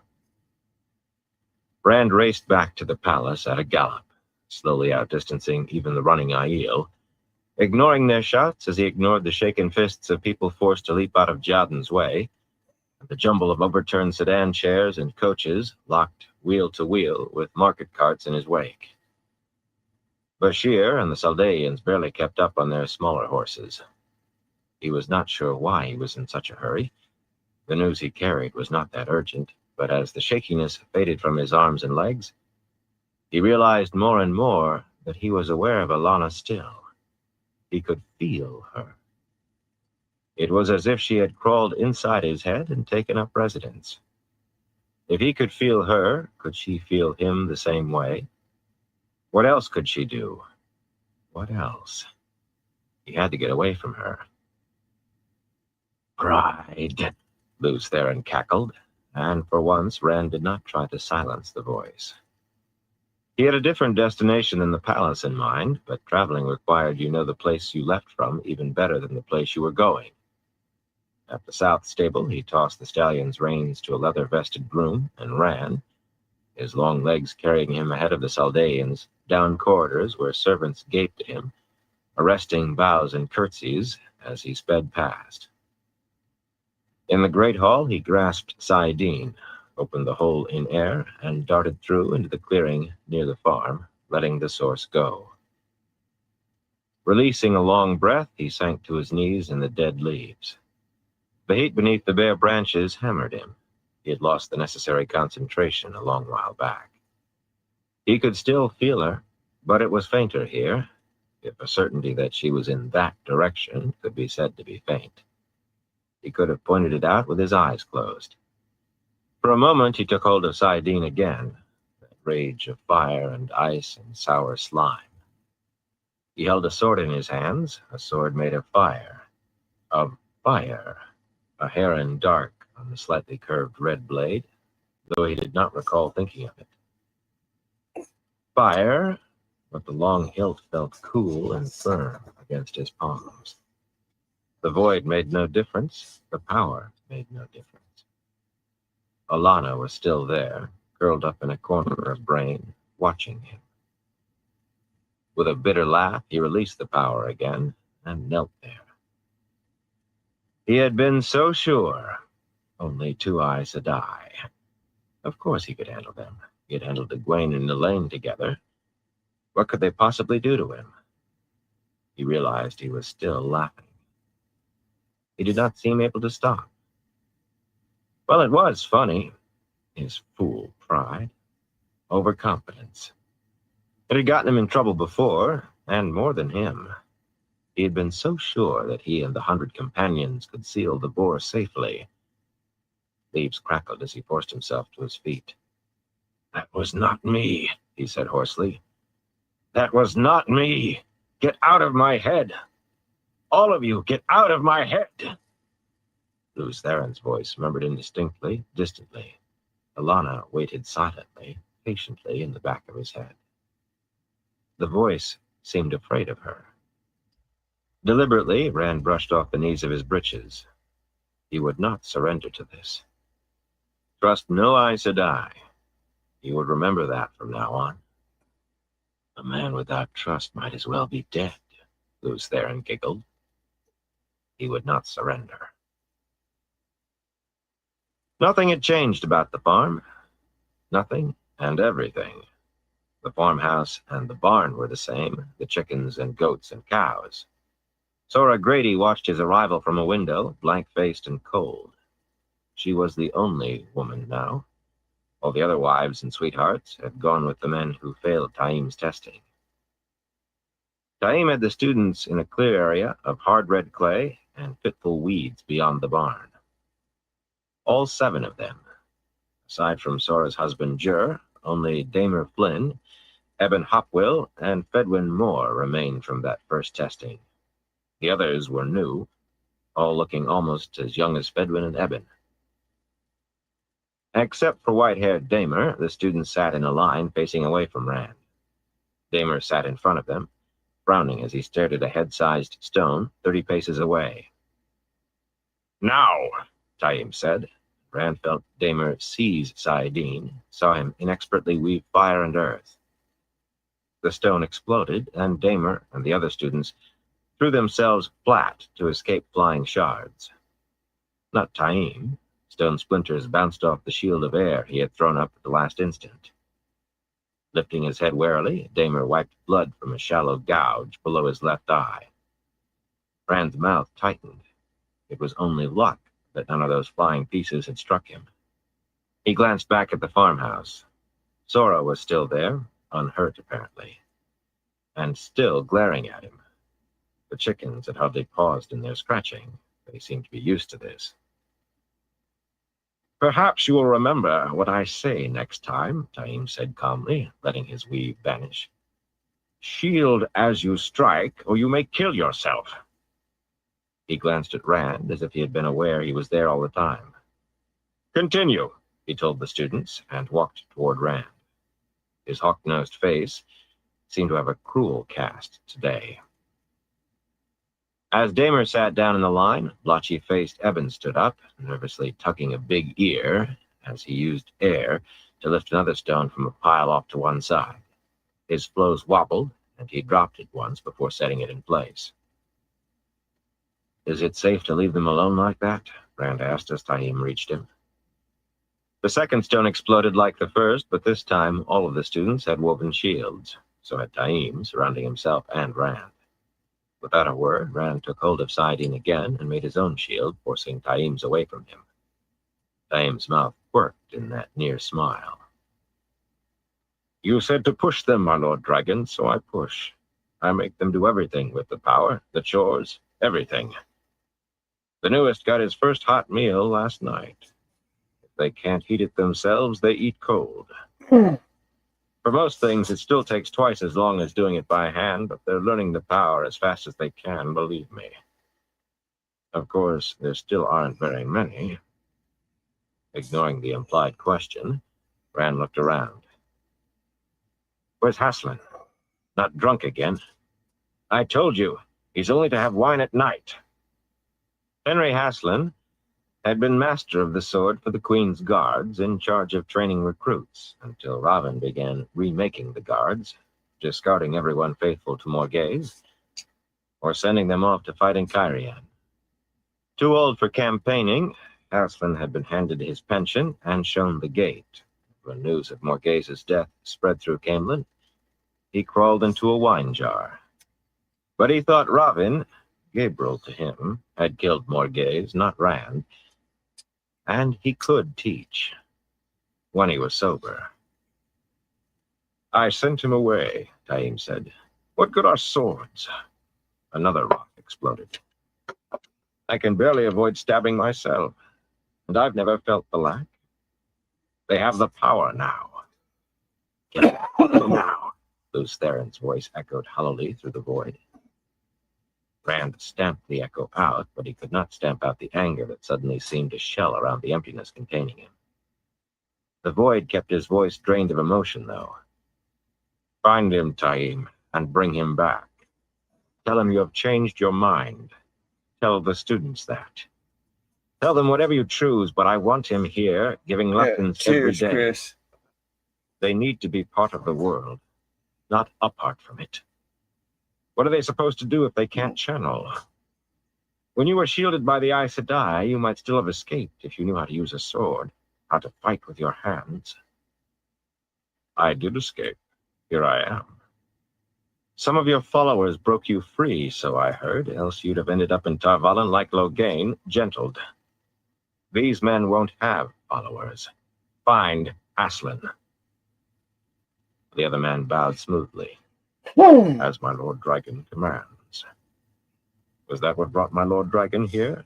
Haslin and swords? The merest hint of contempt tinged his voice, but Rand ignored it. There are Aes Sedai in Camelin. Trips to the city have to stop. Yours and the students, too. The Light only knows what will happen if one of them runs into an Aes Sedai and she recognizes what he is. Or for that matter, when he recognized her, as he assuredly would. He would probably run or strike out in a panic. Either would mark him. Either would doom him. From what Rand saw, Varen or Alana could wrap up any of the students like a child. Taim shrugged. Doing an Aes Sedai's head like one of those rocks isn't beyond them even now. The weave is only a little different. Glancing over his shoulder, he raised his voice. Concentrate, Adley! Concentrate! The lanky fellow standing in front of the other students, all arms and legs, gave a start and lost saidin, then fumbled it back again. Another rock exploded as Taim turned back to Rand. For that matter, I can remove them myself, if you are not up to it. If I wanted them dead, I'd have killed them. He thought he could do it. If they tried to kill him or gentle him, he hoped he could. But would they try either after bonding him? That was one thing he did not intend to let Taim know. Even without Lews Therin's mutters, he did not trust the man enough to expose any weakness he could hide. Light, what sort of hold did I let Alana get on me? If the time comes to kill Aes Sedai, I'll let you know. Until then, no one is to so much as shout at one, unless she's trying to take his head off. In fact, you're all to stay as far from Aes Sedai as you can. I want no incidents, nothing to put them against me. You think they are not already? Taim murmured. Again, Rand ignored him. This time because he was not sure of the answer. And I don't want anybody dead or gentle because his head is too big for his cap. Make sure they know it. I hold you responsible for them. As you wish, Taim said with another shrug. Some will die sooner or later, unless you mean to keep them cooped up here forever. Even if you do, some will probably die. It's almost unavoidable, unless I slow the lessons. You would not have to husband them so if you let me go out looking. There it was again. Rand looked at the students. The sweating, pale-haired youth with blue eyes was having a hard time moving a stone into place. He kept losing saidin, and the rock moved by small leaps across the ground. In a few hours, the wagon would be coming out from the palace with the applicants, who had arrived since midday yesterday. 4 this time. Some days it was only 3 or 2, though the numbers had been increasing generally. 18 since he brought Taim out here 7 days ago, and only 3 of them could learn to channel. Taim insisted. That was a remarkable number, considering that they simply walked into Camelin looking for the opportunity. He had also pointed out more than once that at this rate they could match the tower in 6 years or so. Rand needed no reminders that he did not have 6 years. And he did not have time to let them train more slowly. How would you do it? Using gateways? Taim had picked that up right away. He was very quick with everything Rand showed him. I can visit 2 or even 3 villages a day. Villages will be easier in the beginning than even small towns. I'll leave Flynn to watch the lessons. He's the furthest along despite what you saw, and take Grady or Hopwill or more. You'll have to supply some decent horses. The nag that pulls our cart won't do. What do you intend, though? Just ride in and announce that you're looking for men who want to channel? You'll be lucky if the villagers don't try to hang you. I could be a little more circumspect than that, Taim said dryly. I will say I'm recruiting men to follow the Dragon Reborn. A little more circumspect? Not much. That should frighten the people just enough to keep them from my throat, long enough to gather in whoever is willing. And it calls out anybody who isn't ready to support you. I don't suppose you mean to train up men who will turn on you the first chance they find. He raised a questioning eyebrow, but did not wait for the unnecessary answer.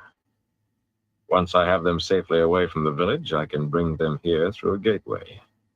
Some might panic, but they should not be too hard to handle. Once they've agreed to follow a man who can channel, they can hardly balk at letting me test them. Those who fail, I'll send on to Camelin. It's time you started raising an army of your own instead of depending on others. Bashir could change his mind. He will, if Queen Tenobia tells him to. And who can know what those so-called Aiel will do? This time he paused, but Rand held his tongue. He had thought along the same lines himself, certainly not about the Aiel, but Taim had no need to know that.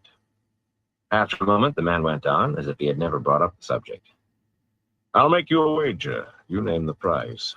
The first day I recruit, I'll find as many men who can learn as walk into Camelin in a month on their own.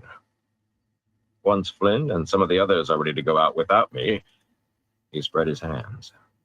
I will match the White Tower for you in less than a year. Every man a weapon. Rand hesitated. Letting Taim go off was a risk. The man was too aggressive. What would he do if he came across an Aes Sedai on one of his recruiting trips? Maybe he would keep his word and spare her life, but what if she discovered what he was? What if she shielded and captured him? That was a loss Rand could not afford. He could not train students and do everything else he had to do as well. 6 years to match the tower. If Aes Sedai did not find this place first and destroy it and the students before they knew enough to defend themselves. Or less than a year. Finally, he nodded. Lews Theron's voice was a mad buzz in the distance. You will have your horses. Chapter 12. Questions and Answers. Well, Nynaeve said as patiently as she could. Keeping her hands in her lap was an effort, as was sitting still on her bed. She stifled a yawn. The hour was early, and she had not slept well for 3 nights now. The wicker cage was empty, the song sparrow set free. She wished she was free. Well? Elaine was kneeling on her own bed, head and shoulders out the window into the tiny alley behind the house. From there, she had just the slimmest line of sight to the rear of the little tower, where most of the sitters were already receiving the tower envoy this morning. A slight view, but enough to see a bit of the ward against eavesdropping that enclosed the inn. It was the sort that stopped anyone who was trying to listen with the power, the price of sharing knowledge. After a moment, Elaine sat back on her heels, frustration painting her face. Nothing. You said those flows could slip through undetected. I don't think I was noticed, but I certainly heard nothing. That last was directed at Moghedien, on their rickety stool in a corner. The woman's lack of sweat irritated Nynaeve no end. She claimed it took time working with the power before you could achieve the detachment necessary to ignore heat or cold, not much better than the Aes Sedai's vague promises that it would come eventually. Nynaeve and Elaine dripped sweat. Moghedien looked cool as an early spring day, and light it grated. I said they should. Moghedien's dark eyes darted defensively, though mostly she kept her gaze on Elaine. She always concentrated on whoever wore the Idam bracelet. Should. There are thousands of ways to spin wards. It can take days to spin a hole through one. Nynaeve held her tongue, but barely. They'd been trying for days. This was the 3rd since Tarna Fear's arrival, and the hall still held the Red Sisters' message from Elida closely. Well, Sheriam and Mirella and that lot knew. Nynaeve would not have been surprised if they had known before the hall did, but even Swan and Lyanna had been shut outside of those daily meetings. At least, they had professed to be. Nynaeve realized she was plucking at her skirts, and stilled her hands. Somehow they had to find out what Elida wanted, and, more importantly, the hall's answer. They had to, somehow. I have to go, Elaine sighed. I must show some more sisters how I make ter'angreal.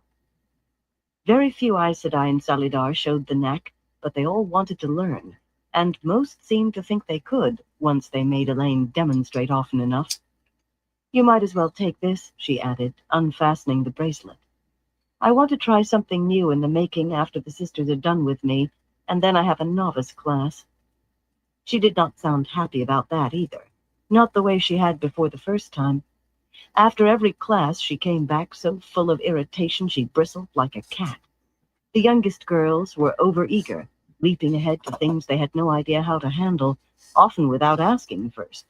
And the oldest, although a little more cautious, were much more likely to argue, or plain balk at an order from a woman 6 or 7 years their junior. Elaine had taken to muttering "fool novices" and "headstrong idiots" like an accepted of 10 years. You can have time for questions. Maybe you'll have more luck with how to detect a match than I have. Nynaeve shook her head. I'm supposed to help Janya and Delana with their notes this morning. She could not help grimacing. Delana was a sitter for the Grey Adja, as Janya was for the Brown, but Nynaeve would get no glimmer of anything from them. And then I have another lesson from Theodrin. Another waste of time. Everybody in Salidar was wasting time.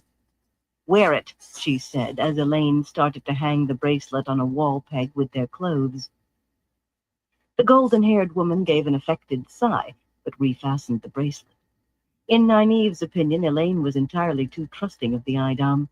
True, so long as the necklace remained on Moghedien's neck, any woman able to channel could find her with the bracelet and control her. If no one wore the bracelet, she could not move more than a dozen paces from it without falling to her knees retching. And the same if she shifted the bracelet more than a few inches from where it had been left, or tried to unfasten the necklace herself. Maybe it would hold her even on the peg, but maybe one of the Forsaken could reason a way around that, given enough chances. Once in Tanchico, Nynaeve had left Moghedien shielded and bound with the power for just a few moments, and she managed to escape. The how of that had been one of the first things Nynaeve questioned her about once she was captured again, though prying out an answer almost required wringing her neck. A tied-off shield was vulnerable, it seemed, if the woman shielded had a little time and patience. Elaine insisted that would not work against the Idam. There was no knot to attack, and with the necklace around her neck, Moghedien could not even try to touch Saidar without permission. But Nynaeve preferred taking no chances. Do your copying slowly, Elaine said. I've copied for Delana before. She hates blots or mistakes. She'll make you do it over 50 times to get a clean page if need be. Nynaeve scowled. Her own hand might not be as clean and delicate as Elaine's, but she was not some lout who had just learned which end of the pen to dip in the ink. The younger woman took no notice, simply slipped out of the room with a final smile. Maybe she'd only meant to be helpful. If the Aes Sedai ever learned how much Nynaeve hated copying, they would start assigning it to her for punishment. Perhaps you ought to go to Althor, Moghedien said abruptly. She was sitting differently, straighter, her dark eyes held steady on Nynaeve's. Why? What do you mean? Nynaeve demanded. You and Elaine should go to Caemlyn, to Rand. She could be queen, and you... Moghedien's smile was not at all pleasant. Sooner or later they will sit you down and dig for how you can make all these marvelous discoveries, yet quake like a girl caught with stolen sweets when you try to channel for them. I do not... She was not going to explain herself. Not to this woman. Why was Moghedien so forward all of a sudden?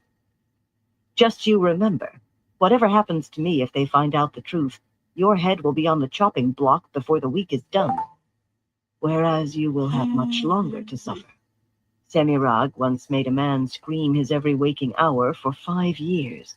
She even kept him sane, but in the end, even she could not keep his heart beating. I doubt any of these children have a tenth of Semirhage's skill, but you may find out firsthand how much they do have. How could the woman be saying this? Her normal cringing anxiety had been shed like a snakeskin. They could have been two equals discussing something of casual interest. No, worse. Moghedien's attitude said it was of casual interest to her, but dire to Nynaeve. Nynaeve wished she had the bracelet. It would have been a comfort. Moghedien's emotions could not possibly be as cool and calm as her face and her voice. Nynaeve's breath caught. The bracelet. That was it. The bracelet was not in the room.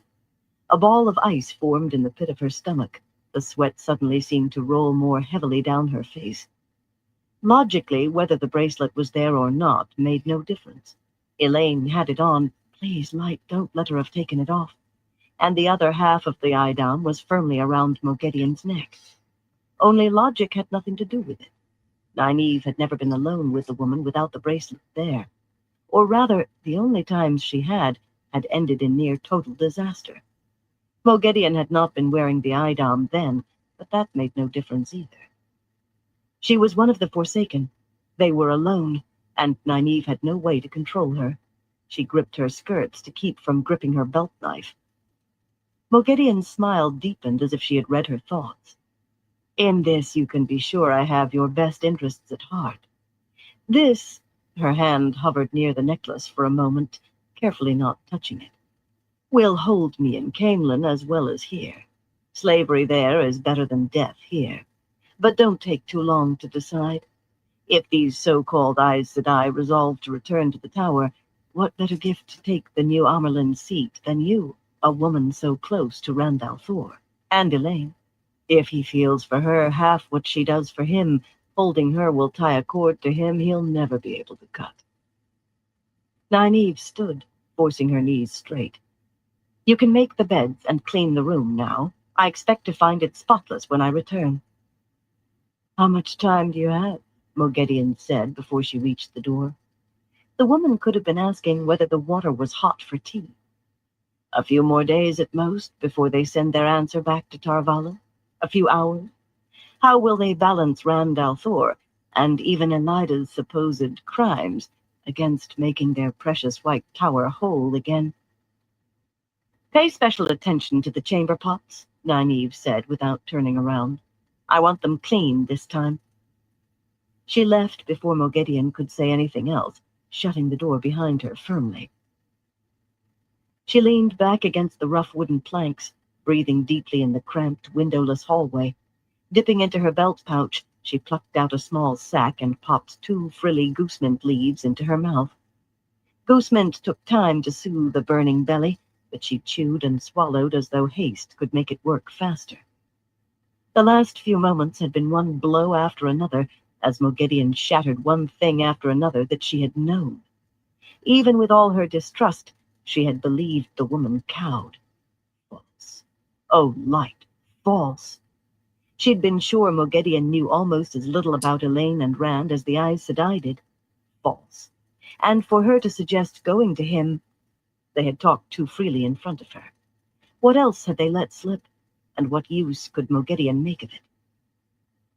Another accepted entered the dim hall from the small house's front room, and Nynaeve straightened, tucking the goosemint away and smoothing her dress. Every room but the front one had been made into sleeping quarters, and accepted and servants filled them, 3 or 4 to a room not much larger than the one behind her, and sometimes 2 to a bed. The other accepted was a slight woman, almost wispy, with gray eyes and a quick grin. An Ilianer, Imara did not like Swan or Lyanna, which Nynaeve found easy to understand, and thought they should be sent away, decently as she put it, the way stilled women always had been. But aside from that, she was pleasant, not even resenting Elaine and Nynaeve's extra space, or Marigan doing their chores. No few did. I hear you do be copying for Janya and Delana, she said in her high-pitched voice, brushing past toward her own room. Take my advice and write as fast as you can. Janya does care more for getting all her words down than for a few smudges. Nynaeve glared at Imara's back. Write slow for Delana, write fast for Janya. A fine lot of counsel that added up to. In any case, she could not make herself worry about blotting copy now, or even about Moghedien, until she had a chance to talk it over with Elaine. Shaking her head and muttering under her breath, she stalked outside. Maybe she had been taking things for granted, letting things slip, but it was time to give herself a good shake and stop it. She knew who she had to find. In the last few days, a quiet had settled over Salidar, although the streets were just as crowded. For one thing, the forges outside the village were silent. Everyone had been told to guard their tongues while Tarna was there, about the embassy on its way to Caemlyn, about Loghain, who was safely tucked away in one of the soldiers' camps, even about the soldiers themselves, and why they had been gathered. It left most fearful of saying anything at all above a whisper. The low buzz of talk had an anxious note. Everyone was affected. Servants who normally hurried now moved hesitantly, casting fearful glances over their shoulders. Even Aes Sedai seemed wary beneath their calm, eyeing each other in a calculating manner. There were few soldiers in the streets now, as though Tarna had not seen her fill the first day and come to her own conclusions. The wrong answer to the hall would put nooses around all their necks. Even rulers and nobles who wanted to stand aside from the tower troubles would likely hang any soldiers they laid hands on, just to keep the notion of rebellion from spreading. Feeling the uncertainty, those few wore carefully blank faces or anxious frowns, except for Gareth Bryn, waiting patiently in front of the little tower. He had been there every day, from before the sitters arrived until they left. She thought he wanted to make sure they remembered him, and what he was doing for them. The one time she had seen the sitters coming out, they had not appeared pleased to see him. Only the warders seemed no different for the Red Sisters' arrival, the warders and the children.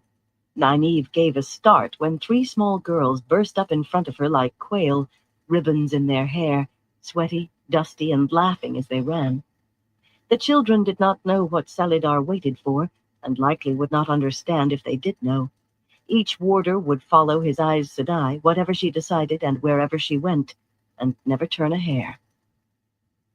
Most of the muted talk seemed to be about the weather, that and tales from elsewhere about strange happenings, 2-headed calves talking, and men smothered by swarms of flies, all the children in a village disappearing in the middle of the night, and people struck dead by something unseen in broad daylight.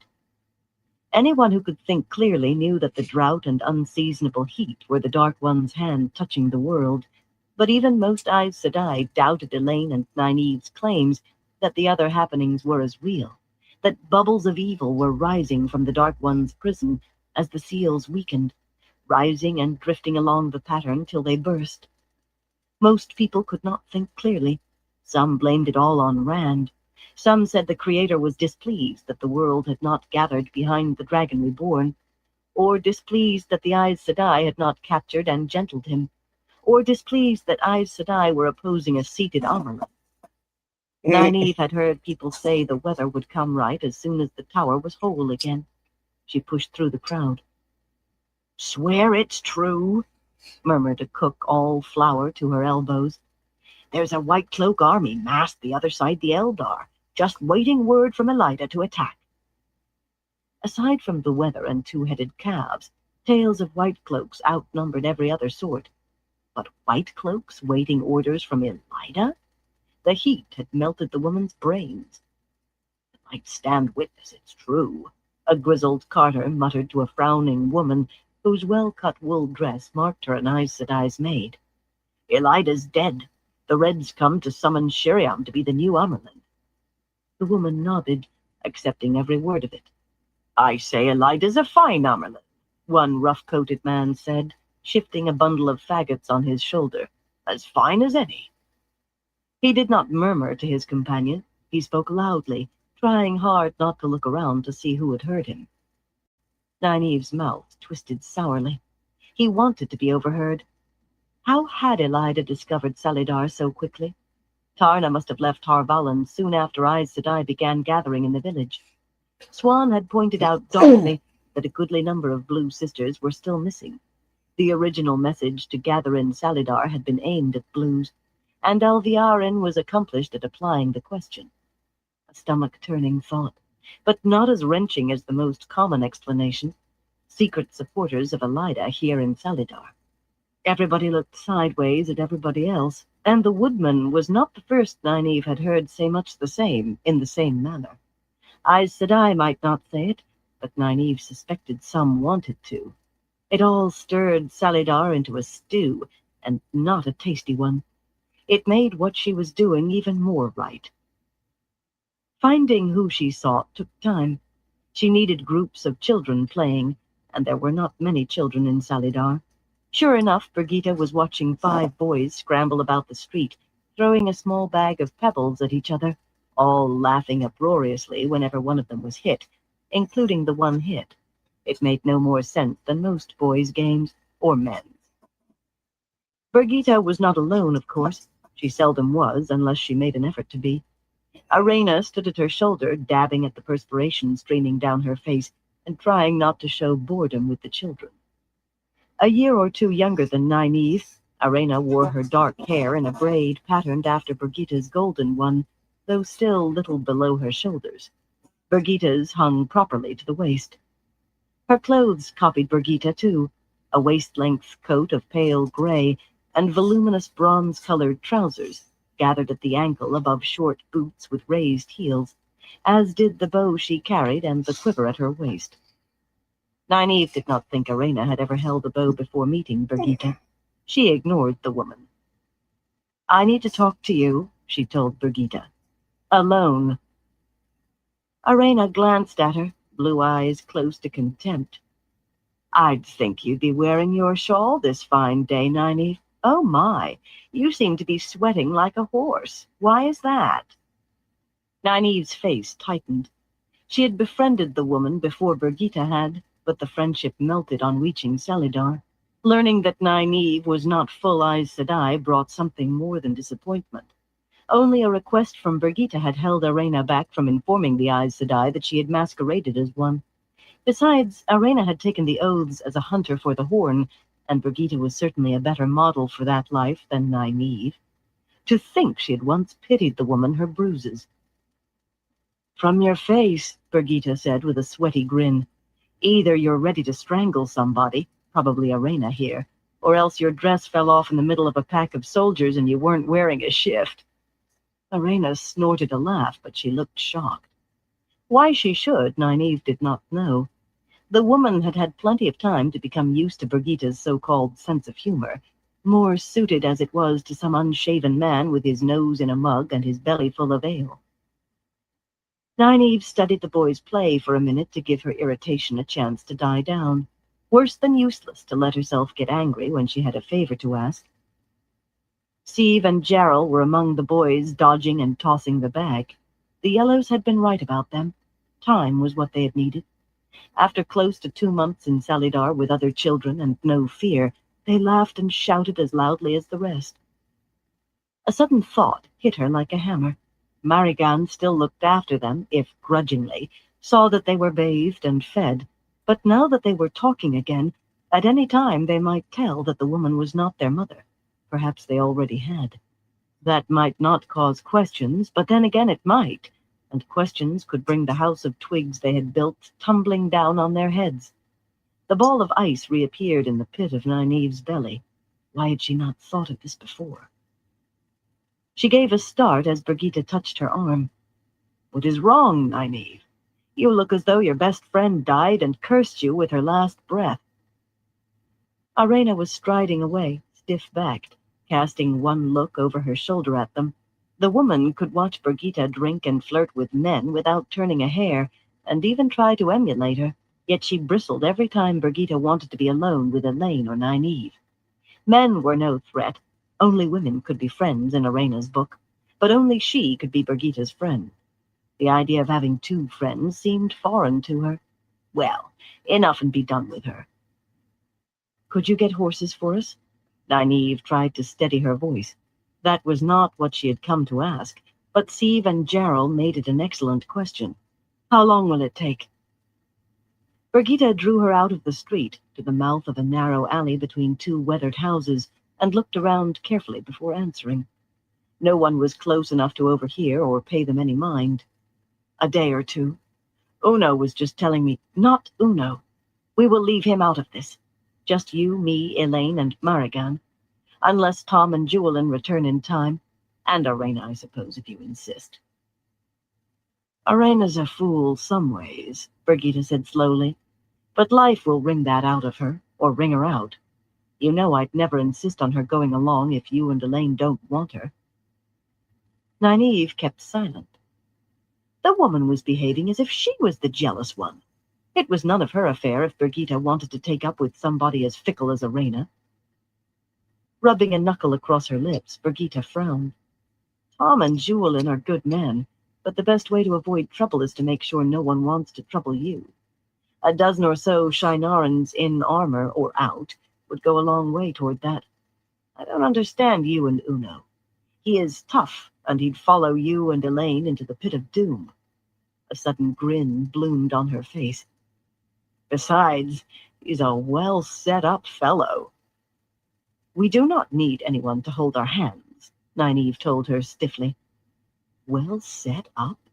That painted eye patch flashed queasily across her mind, and the scars. The woman had the strangest taste in men. We can handle anything that comes our way. I'd think we've already proved that, if it needed proof. I know we can, Nynaeve, but we'll draw trouble like flies to a mitten. Altara's at a slow boil. Every day brings another tale of Dragonsworn, and I'll wager my best silk dress against one of your old shifts that half of them are really just brigands who'll see 4 women alone as easy meat. We will have to prove we're not every second day. Mirandy's worse, I hear, full of Dragonsworn and bandits and refugees from Kyrian, afraid the Dragon Reborn will fall on them any day. I assume you don't mean to cross over into Amadisia. I assume it's Caemlyn. Her intricate braid swung slightly as she tilted her head and raised a questioning eyebrow. Does Elaine agree with you about Uno? She will, Nynaeve muttered. I see. Well, when she does, I will procure as many horses as we need, but I want her to tell me why we should not take Uno. The unyielding finality of her tone heated Nynaeve's face angrily. If she did ask Elaine ever so sweetly to tell Birgitte that Uno was to stay here, they might well find him waiting down the road, and Birgitte all amazement over how he knew they were going and which way. The woman might be Elaine's warder, but sometimes Nynaeve wondered which of them was really in charge. When she found Lan, when, not if, she intended to make him swear oaths fit to curl his hair that he would abide by her decisions. She drew deep, calming breaths. No point arguing with a stone wall. She might as well get on to the reason she had hunted up Birgitte in the first place.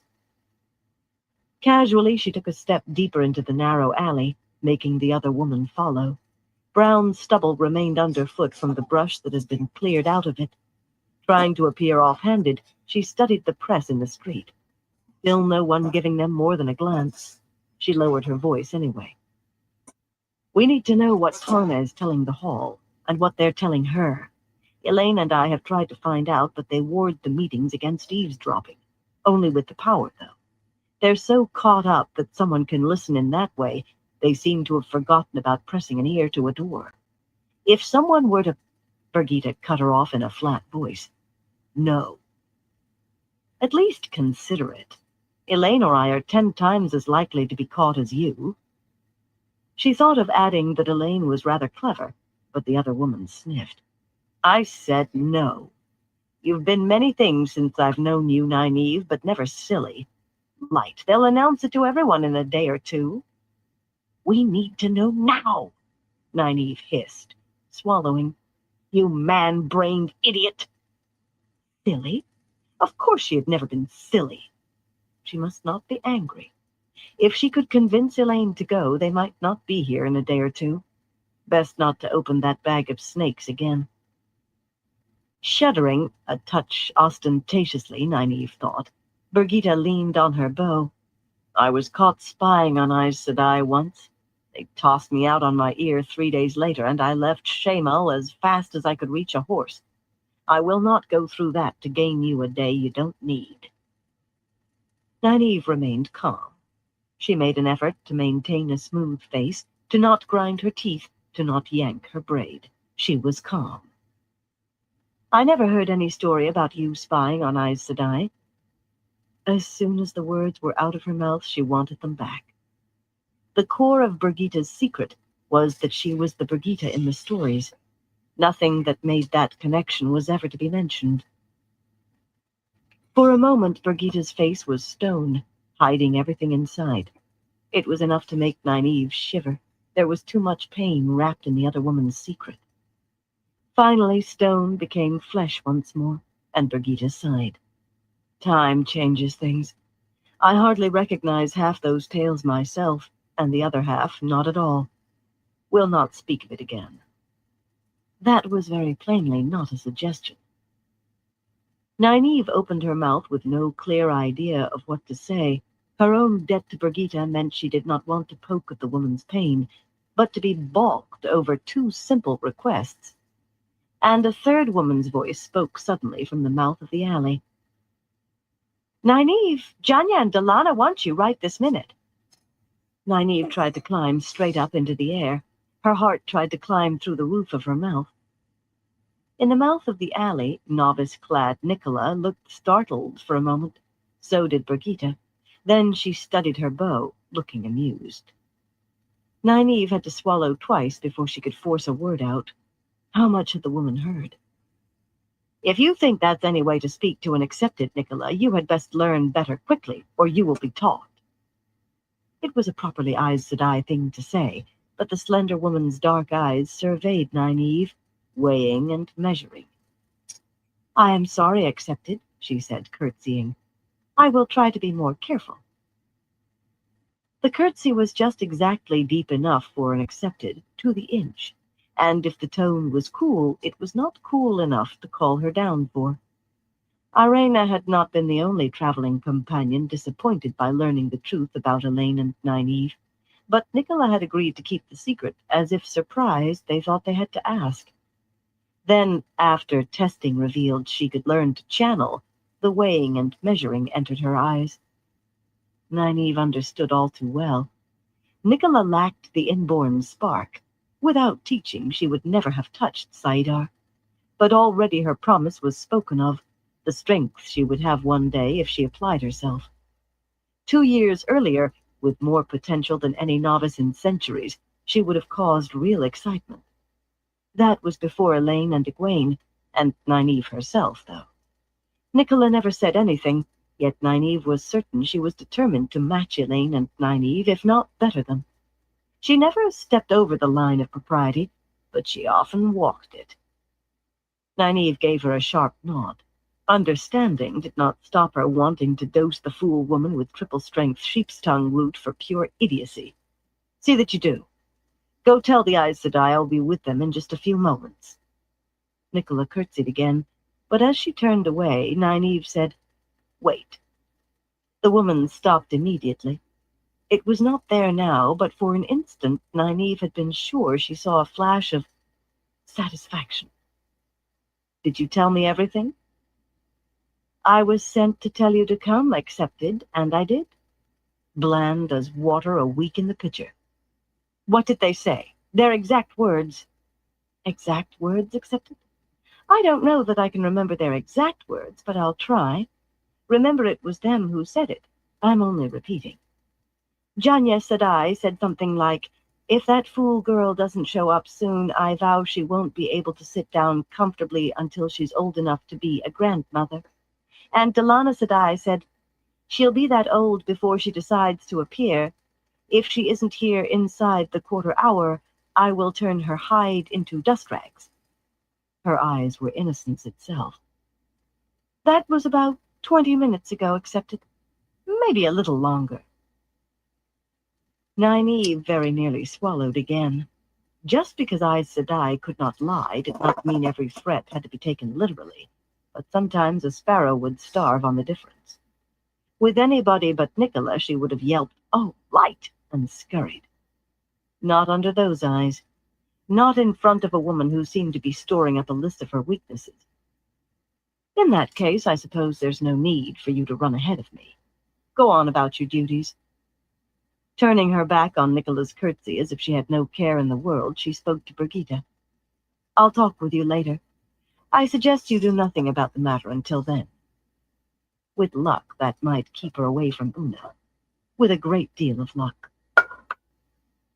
I will consider your suggestion, Brigitte said gravely, but there was nothing grave about the mixture of sympathy and amusement on her face.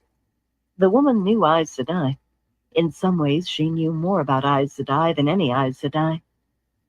There was nothing for it but to accept and hope. As Nynaeve started up the street, Nicola fell in beside her. I told you to be about your duties. Oh, yeah, Chris. They said to come back when I found you, accepted. Is that one of your herbs? Why do you use herbs? Is it because you can't? Forgive me, accept it. I should not have mentioned that. Nynaeve blinked at the sack of goose mint in her hand. She did not remember taking it out, and stuffed it back in her pouch. She wanted to chew the whole sackful of leaves. She ignored the apology and its cause. One was surely as false as the other was deliberate. I use herbs because healing isn't always necessary. Would the Yellows disapprove if that got back to them? They were contemptuous of herbs. They only seemed interested in illnesses that did need healing, or those where it was not cracking pecans with a sledgehammer anyway. What was she doing, worrying over what she said to Nicola in case it should be carried to Aes Sedai? The woman was a novice, no matter how she looked at her and Elaine. It did not matter how she looked at them. Keep quiet, she said irritably. I want to think. Nicola did keep quiet as they wended their way through the crowded streets, but it seemed to Nynaeve that the woman's steps dragged. Perhaps it was only imagination, but Nynaeve's knees began to ache from the effort of not outpacing her. Under no circumstances would she let Nicola see her even appear to hurry. The situation set a slow burn inside her. Of everybody who could have been sent to fetch her, it was hard to imagine anyone worse than Nicola and her eyes. Birgitte was probably running off to find Uno right that minute. The sitters were probably telling Tarna they were ready to kneel and kiss Elida's ring. Sieve and Jarrell were probably telling Shiriam they did not know Marigan from a wild goose. It had been that kind of day, and the molten sun stood only a quarter toward its peak in the cloudless sky. Janya and Dallana were waiting in the front room of the small house they shared with 3 other Aes Sedai, each with her own bedroom, of course. Snoopy, Each down. Aja had a house for its meetings, Your side. but Aes Sedai were scattered about through the village depending on Good when they boy. had come in. Frowning at the floor, lips pursed, Janya appeared unaware of their arrival. Pale-haired Dallana, though, her hair was so fair there was no telling whether there was white in it or not. Dallana focused her equally pale blue eyes on them as soon as they set foot inside the door. Nicola jumped. Nynaeve would have felt better about that, had she not done the same. Usually the stout Grey's eyes were no different from any other Aes Sedai's, but when she really focused on you, it was as if nothing existed but you. Some said Dallana was successful as a mediator because both sides would agree just to make her stop staring at them. You started thinking of what you had done wrong, even if you had done nothing. The list that popped into Nynaeve's head made her curtsy as deeply as Nicola before she knew it. Ah, Janya said, blinking as if they had sprung out of the floor. There you are. Forgive me for being late, Nynaeve said hastily. Let Nicola hear whatever she wanted. Dallana was staring at her, not Nicola. I lost track of the time and... No matter. Dallana's voice was deep for a woman, her accent a throaty echo of Uno's Shinaran. It was oddly melodious in such a round woman, but then Dallana was oddly graceful for one so stout. Nicola, be off with you. You'll be running errands for Fairlane until your next lesson. Nicola wasted no time, dropping another curtsy and darting out. Maybe she had wanted to hear what the Aes Sedai said to Nynaeve for being late, but no one walked any lines with Aes Sedai. Nynaeve would not have cared if Nicola sprouted wings. She had just realized there was no ink pot on the table where the Aes Sedai took their meals, no sand bowl, no pen, no paper, none of what she would need. Had she been supposed to bring it? Dallana was still staring at her. The woman never stared at anyone that long. She never stared at all unless she had a reason. Would you like cool mint tea? Janya said, and it was Nynaeve's turn to blink. I do think tea is comforting. It smooths conversation, I always find. Not waiting for an answer, the bird-like brown sister began filling mismatched cups from a blue-striped teapot on the sideboard. A rock stood in place of one of the sideboard's legs. Aes Sedai might have more room, but their furnishings were just as battered. Dallana and I decided our notes could wait for another time. We will just talk instead. Honey, I prefer it without myself. All that sweetness ruins the flavor. Young women always want their honey. Such wonderful things you've been doing. You and Elaine? A loud throat clearing made her look at Delana questioningly. After a moment, Janya said, "Ah, yes." Delana had pulled one of the chairs from the table into the middle of the bare floor, one cane-bottomed chair. From the moment Janya mentioned conversation, Nynaeve had known that that was not at all what was going to happen. Delana motioned to the chair, and Nynaeve took a seat on the very edge of it, accepting a cup on a chipped saucer from Janya with a murmured, "Thank you, Aes Sedai." She did not have long to wait. "Tell us about Randall Thor," Janya said. She appeared ready to say more, but Delana cleared her throat again. Janya blinked and fell silent, sipping her tea. They stood to either side of Nynaeve's chair. Delana glanced at her, then sighed and channeled the third cup to herself. It floated across the room. Delana fixed on her again in that way that seemed to bore holes in your head, Janya apparently lost in thought and maybe not seeing her at all. "I've told you everything I know," Nynaeve sighed. "Well, told Aes Sedai, anyway. She had, too. Nothing she knew could harm him, not any more than knowing what he was, anyway. And it might help if she could make the sisters see him as a man. Not a man who could channel, just a man. Not an easy task with the dragon reborn. I don't know anymore." "Don't sulk," Delana snapped. "And don't fidget." Nynaeve set her cup back in the saucer and wiped her wrist on her skirt. "Child," Janya said, her tone all compassion. "I know you think you've told all you know, but Delana, I cannot think you would hold back on purpose." "Why would she not?" Delana barked. "Born in the same village. Watched him grow up. Her loyalties may be more to him than to the White Tower." That razor gaze descended on Nynaeve again. "Tell us something you haven't told before. I've heard all your stories, girl, so I will know." "Try, child. I'm sure you don't want to make Delana angry with you. Why—" Janya cut off at another throat clearing. Nynaeve hoped they thought her teacup rattling meant she was rattled as well. Dragged here, terrified. No, not terrified, but worried at least, over how angry they might be, and now this. Being around Aes Sedai taught you to listen carefully. You still might not catch what they really meant, but you had a better chance than if you listened with half an ear, the way most people usually did. Neither one had really said a they nice thought cup she of was tea seeking ain't too anything bad bad. once in a while. They just intended to frighten her on the chance that they might shake something else loose. She was not afraid of them. Well, not much. She was furious. "When he was a boy," she said carefully, "he would accept his punishment without any argument if he thought he deserved it, but if he didn't think so, he fought every step of the way."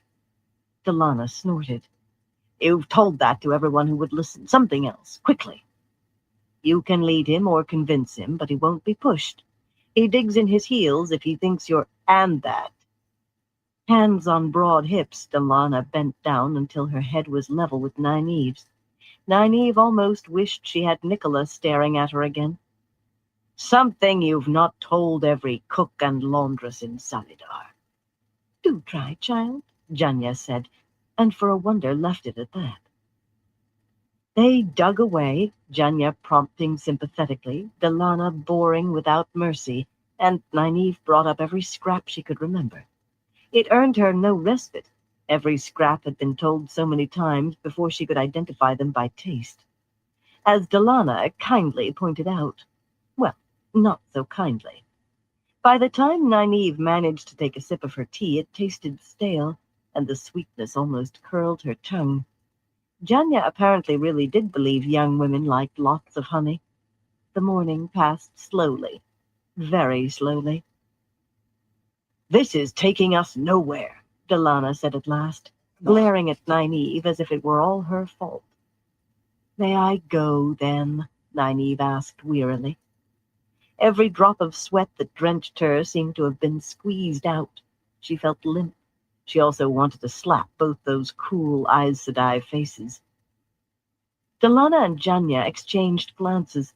The Grey shrugged and walked over to the sideboard for another cup of tea. Of course you may, Janya said. I know this must have been difficult for you, but we really do need to know Randall Thor better than he knows himself if we are to decide what's best. Otherwise, everything could turn to catastrophe. Oh my, yes. You've done very well, child, but then I never expected any less of you. Anyone who can make the discoveries you've made with your handicap, why, I expect nothing less than excellence from you. And to think, it took quite a while for her to run down and let Nynaeve stagger outside. Stagger she did, on wobbly knees. Everybody was talking about her. Of course they were. She should have listened to Elaine and begun leaving all the so-called discoveries to her. It's late. Sooner or later they were going to start probing for how she did it. They had to decide what was best to avoid catastrophe. No clue there to what they intended toward Rand. A glance at the sun, almost overhead, told her she was already late for her appointment with Theodrin. At least she had a good excuse this time. Theodrin's house, hers and 24 other women's, lay beyond the little tower. Nynaeve slowed as she came abreast of the one-time inn. The gaggle of warders out front near Gareth Bryn were evidence the meeting still went on. A residue of anger enabled her to see the ward, a close, flat dome mostly of fire and air with touches of water shimmering to her eyes over the entire building, the knot holding it in tantalizing fashion. Touching that knot would be as good as offering her hide to a tannery. There were plenty of Aes Sedai in the crowded street. Now and then some of the warders moved back and forth through the shimmer, invisible to them, as one group broke up and another formed. The same ward Elaine had failed to penetrate, a shield against eavesdropping with the power.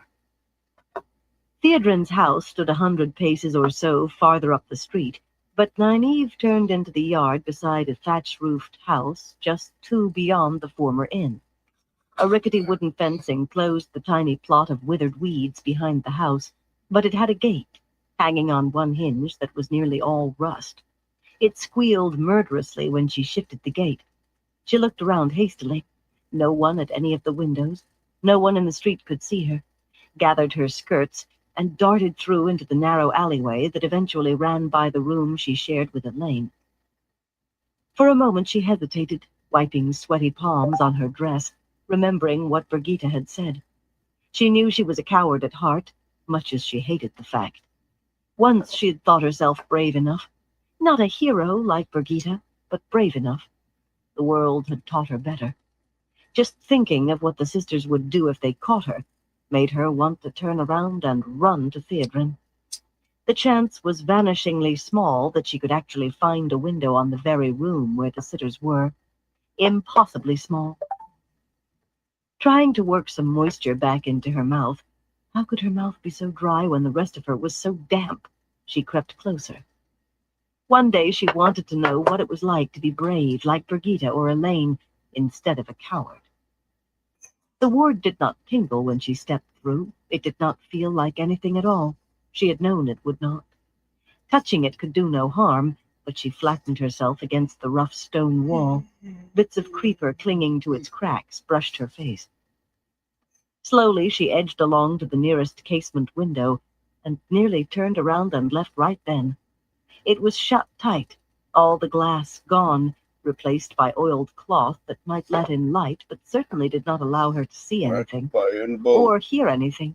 At least, if there was anybody on the other side, no noise escaped. This one loaded with roachweed. Taking a deep breath, she inched to the next window. One pane had been replaced here, too, but the remainder showed a battered, once ornate table covered with papers and ink pots, a few chairs, and an otherwise empty room. Muttering a curse she had heard from Elaine, the girl had a surprising stock of such tucked away. She felt her way along the rough stone. The third window was swung out. She pressed her nose close and jerked back. She had not really believed she would find anything, but Tarna was in there. Not with sitters, but Shiriam and Mirella and the rest of that lot. If her heart had not been pounding so hard, she would have heard the murmur of their voices before she looked. Kneeling down, she moved as close to the casement as she could without being seen by those inside. The bottom of the window rubbed against her head. "Sure that is the message you wish me to carry back?" That steely voice had to be Tarna's. You request more time to consider? What is there to consider? The hall, Shiriam began. The hall, the Tauren voice scoffed. Do not believe me blind to where power lies. That so-called hall thinks what you six tell them to think. The hall, it has asked for more time, Bayonin said firmly. Who can say what decision they will reach? Elida will have to wait to hear their decision, Morbryn said in a fair imitation of Tarna's icy tone. Can she not wait a small time to see the White Tower whole once more? Tarna's reply was even colder, though. I will carry the hall's message to the Amyrlin. We shall see what she thinks of it. The door opened and closed with a sharp bang. Nynaeve could have screamed with frustration. Now she knew the answer, but not the question. If only Janyan Dalana had released her a little sooner. Well, it was better than nothing. Better than, we will return and obey Elida. There was no point staying here, waiting for someone to look out and see her. She started to ease away, and Mirella said, Perhaps we should just send a message. Perhaps we should simply summon her. Frowning, Nynaeve held her place. Her who? The forms must be met, Morvryn said gruffly. The proper ceremonies must be followed. Bayonin spoke on her heels in firm tones. We must meet every letter of the law, the smallest slip that will be used against us. And if we have made a mistake, Carlinia sounded heated for perhaps the first time in her life. How long are we to wait? How long dare we wait? As long as need be, Morbryn said. As long as we must, that from Bayonin. I have not waited this long for the biddable child just to abandon all our plans now. For some reason that produced a silence, although Nynaeve did hear someone murmur biddable again as if examining the word. What child? A novice or accepted? It made no sense. Sisters never waited on novices or accepted. We have gone too far to turn back, Carlinia, Shiriam said finally. Either we bring her here and make sure she does as she should, or we leave everything to the hall and hope they do not lead us all to disaster. From her tone, she considered that last a hope for fools. One slip, Carlinia said coldly, even more coldly than usual, and we will all end with our hands. But who will put them there? Anaya asked thoughtfully. Elida, the hall, or Rand al'Thor? Silence stretched, the skirts rustled, and the door opened and closed once more. Nynaeve risked a peek. The room was empty. She made a vexed sound. That they intended to wait was small consolation. The final answer could still be anything. Anaya's comment showed they were still as wary of Rand as of Elida, maybe more. Elida was not gathering men who could channel. And who was the biddable child? No, that was unimportant. They could have 50 schemes weaving she knew nothing about. The ward winked out, and Nynaeve jumped. It was past time to be gone from here. Scrambling to her feet, she began dusting her knees vigorously as she stepped away from the wall. One step was all she took. She stopped, bent over with her hands frozen over the dirty spots on her dress, staring at Theodred. The apple-cheeked Domani woman met her gaze, not saying a word. Hastily, Nynaeve considered and rejected the fool claim that she had been searching for something she dropped. Instead, she straightened and walked slowly by the other woman as if there was nothing to explain. Theodrin fell in beside her silently, hands folded at her waist. Nynaeve considered her options. She could hit Theodrin over the head and run. She could get back on her knees and plead. Both notions had a good deal wrong with them to her way of thinking, but she could not pull up anything in between. Have you been keeping calm? Theodrin asked, looking straight ahead. Nynaeve gave a start. That had been the other woman's instruction to her after yesterday's attempt to break down her block. Keep calm, very calm. Think only quiet, composed thoughts. Of course, she laughed weakly. What could there be to upset me? That is good. Theodrin said serenely. Today I mean to try something a little more direct. Nynaeve glanced at her. No questions?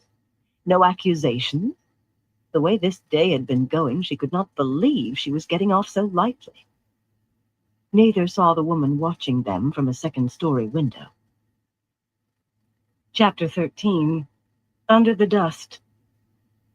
Wondering whether to undo her braid, Nynaeve glowered out from under a frayed red-striped towel at her dress and shift, hanging over chairbacks and dripping on the clean-swept floorboards. Another raveled towel, striped green and white and considerably larger, served her as a substitute garment. Now we know shock doesn't work, she growled at Theodrin, and winced. Her jaw hurt, and her cheek still stung. Theodrin had quick reflexes and a strong arm. I could channel now, but for a moment there, Saidar was the furthest thing from my mind.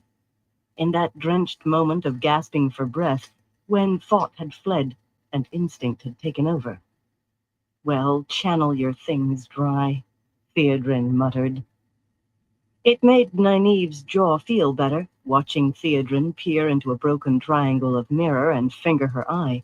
The flesh looked a little puffy already, and Nynaeve suspected that let alone the bruise would be spectacular. Her own arm was not so weak. A bruise was the least Theodrin deserved. Perhaps the Damani thought the same because she sighed. I won't try that again. But one way or another I will teach you to surrender to Saidar without first being angry enough to bite it. Frowning at the soaked garments, Nynaeve considered a moment. She has never done anything like this before. Her resistance doing chores with the power was strong, and with good reason. Saidar was seductive. The more you channel, the more you wanted to channel, and the more you wanted to channel, the greater the risk that eventually you would draw too much and still or kill yourself. The sweetness of the true source filled her easily now.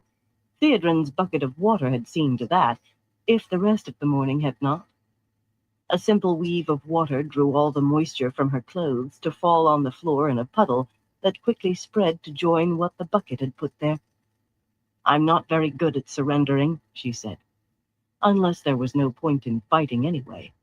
Only a fool went on where there was no chance at all. She could not breathe underwater, she could not fly by flapping her arms, and she could not channel except when angry. Theodrin shifted her frown from the puddle to Nynaeve and planted fists on slim hips.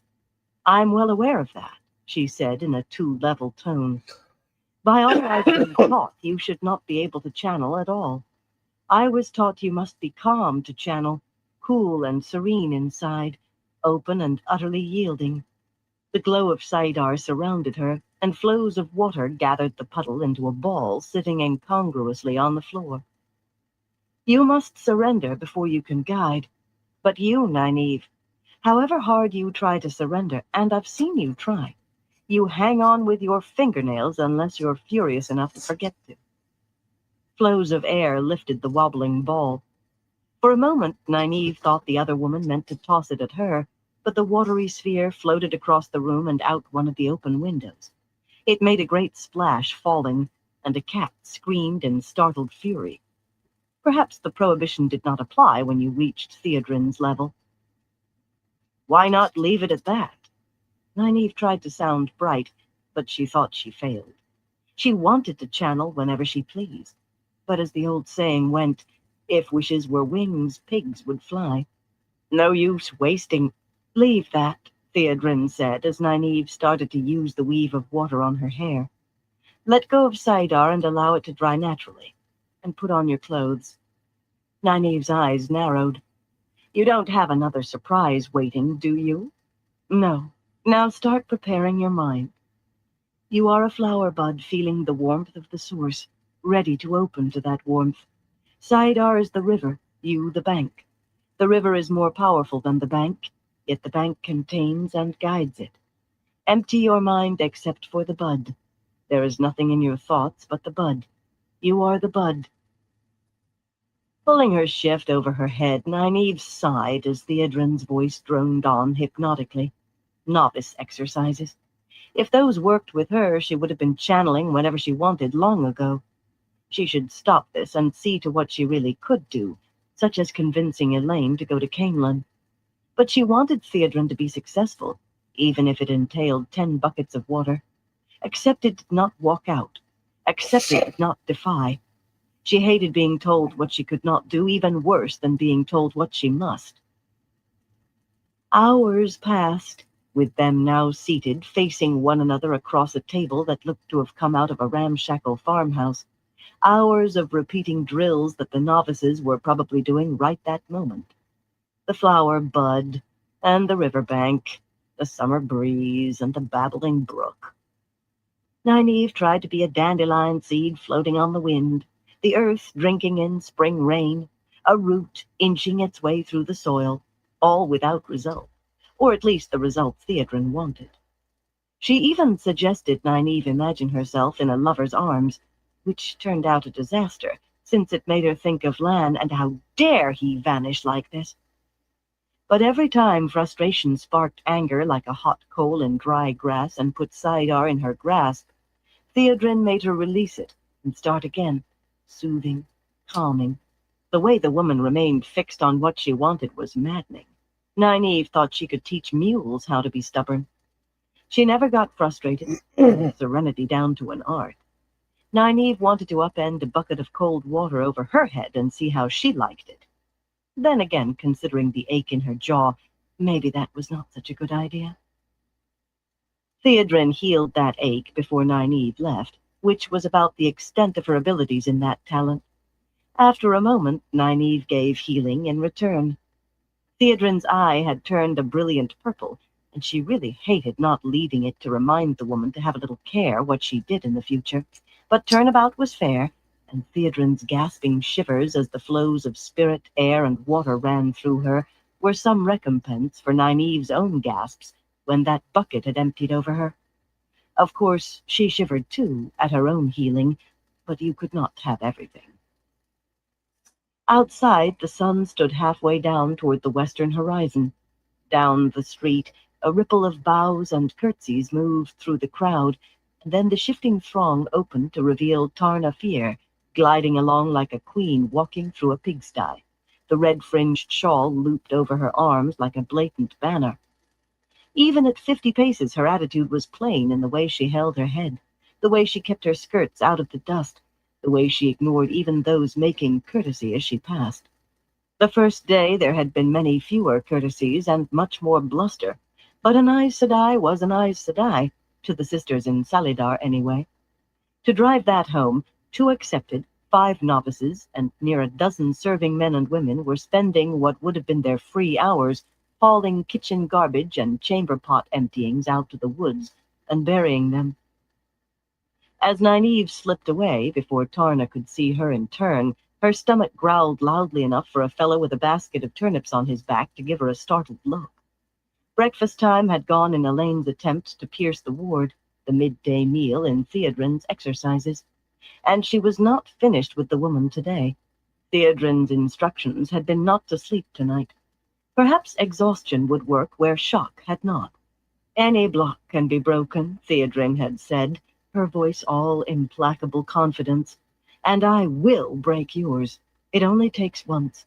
One time channeling without anger, and saidar will be yours. At the moment, all Nynaeve wanted to be hers was some food. The scullions were already cleaning up, of course, and almost done, but the smell of mutton stew and roast pig hanging around the kitchens made her nose itch. She had to settle for 2 pitiful apples, a bit of goat cheese, and a heel of bread. The day was not getting any better. Back in their room, she found Elaine sprawled atop her bed. The younger woman glanced at her without raising her head, then rolled her eyes back up to stare at the cracked ceiling. I have had the most miserable day, Nynaeve, she sighed. Esmeralda insists on learning to make ter'angreal when she isn't strong enough, and Varlin did something, I don't know what, and the stone she was working on turned into a ball of, well, it wasn't quite flame, right in her hands. Except for Dagdara, I think she'd have died.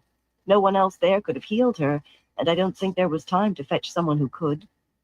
Then I was thinking about Marigan. If we can't learn how to detect a man channeling, maybe we can learn to detect what he's done. I seem to remember Moiraine implying that was possible. I think I do. Anyway, I was thinking about her and somebody touched me on the shoulder and I screamed like I'd been stuck with a needle. It was just some poor carter wanting to ask me about a fool rumor, but I frightened him so he nearly ran. She drew breath finally, and Nynaeve abandoned the notion of throwing her last apple core at her and darted into the momentary quiet.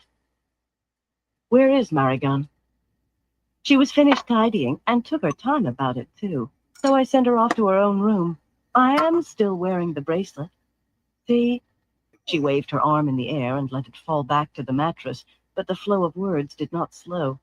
She was going on in that awful whining way about how we should run off to Camelin, and I just could not stand it another minute, not on top of everything else. My novice class was a disaster. That horrible Keatlin woman, the one with the nose, kept muttering about how she'd never let a girl order her around back home, and Faelane came stalking up demanding to know why I had Nicola in the class. How was I supposed to know Nicola was meant to be running errands for her? Then Ibrella decided to see how big a flame she could make and nearly set the whole class on fire, and Faelane dressed me down right in front of everybody for not keeping my class under control, and Nicola said she... Nynaeve gave up trying to get a word in edgewise. Maybe she should have thrown the apple core, and just shouted, "I think Moghedien's right." That name shut the other woman's mouth and sat her up staring, too. Nynaeve could not help looking around to see if anyone had overheard, even if they were in their own room. That is foolish, Nynaeve. Nynaeve did not know whether Elaine meant the suggestion or speaking Moghedien's name aloud, and she did not intend to inquire. Sitting on her own bed opposite Elaine, she adjusted her skirts. No, it isn't. Any day now, Jarrell and Sieve will tell somebody Maragon isn't their mother if they haven't already. Are you ready for the questions that will bring? I'm not. Any day, some Aes Sedai is going to start digging into how I can discover anything without being in a fury from sunup to sundown. Every second Aes Sedai I speak to mentions it, and Dagdara has been looking at me in a funny way lately. Besides, they aren't going to do anything here but sit, unless they decide to go back to the tower. I sneaked up and listened to Tarna talking with Sheriam. You what? I sneaked up and listened, Nynaeve said levelly. The message they're sending to Elaida is that they need more time to consider. That means they're at least considering forgetting about the Red Ajah and Loghain. How they can, I don't know, but they must be. If we stay here much longer, we may end up handed to Elaida as a present. At least if we go now, we can tell Rand not to count on any Aes Sedai being behind him. We can tell him not to trust any Aes Sedai. Frowning prettily, Elaine folded her legs beneath her. If they're still considering, it means they haven't decided. I think we should stay. Maybe we can help them decide the right way. Besides, unless you mean to talk Theodrin into coming along, you'll never break through your block if we go. Nynaeve ignored her. A fine lot of good Theodrin had done so far. Buckets of water, no sleep tonight. What next? The woman had as good as said she meant to try anything and everything until she found what worked. Anything and everything took in too much to Nynaeve's way of thinking. Help them decide? They won't listen to us. Swan hardly listens to us, and if she has us by the scruff of the neck, we at least have her by the toe. I still think we should stay, at least until the Hall does decide. Then if worst comes to worst, we can at least tell Rand a fact and not a maybe. How are we supposed to find out? We can't count on me finding the right window to listen at twice. If we wait until they announce it, we may be under guard. Me, at least. There isn't an Aes Sedai doesn't know Rand and I both come from Emond's Field. Swan will tell us before anything is announced, the fool girl said calmly. You don't think she and Lyanna will go meekly back to Elaida, do you? There was that. Elaida would have Swan and Lyanna's heads before they could curtsy. That still doesn't consider Jarrell and Sieve, she persisted. We will think of something. In any case, they aren't the first refugee children cared for by somebody not related to them. Elaine probably thought her dimpled smile was reassuring. All we need do is put our heads to it. At the very least, we should wait for Tom to return from Amadicia.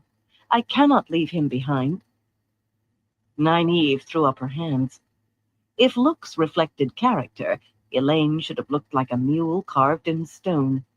The girl had made Tom Marilyn a replacement for the father who died when she was little. She also sometimes seemed to think he could not find his way to the dinner table unless she held his hand. The only warning Nynaeve had was the feel of Saidar being embraced close by. Then the door swung open on a flow of air, and Tarna Fears stepped into the room. Nynaeve and Elaine popped to their feet. An Aes Sedai was an Aes Sedai, and some of those burying refuse were there on Tarna's word alone. The yellow-haired red sister scrutinized them, her face arrogant winter marble. So, the Queen of Andor and the crippled Wilder. Not yet, Aes Sedai, Elaine replied with a cool politeness. Not until I am crowned in the Great Hall, and only if my mother is dead, she added. Tarna's smile could have frozen a snowstorm. Of course. They tried to keep you a secret, but whispers do get about. Her gaze took in the narrow bed and the rickety stool, the clothes on their wall pegs and the cracked plaster. I should think you would have better quarters, considering all the miraculous things you've done. Were you in the White Tower where you belong, I would not be surprised to see you both tested for the shawl by now. Thank you, Nynaeve said, to show she could be as civil as Elaine. Tarna looked at her. Those blue eyes made the rest of that face seem warm.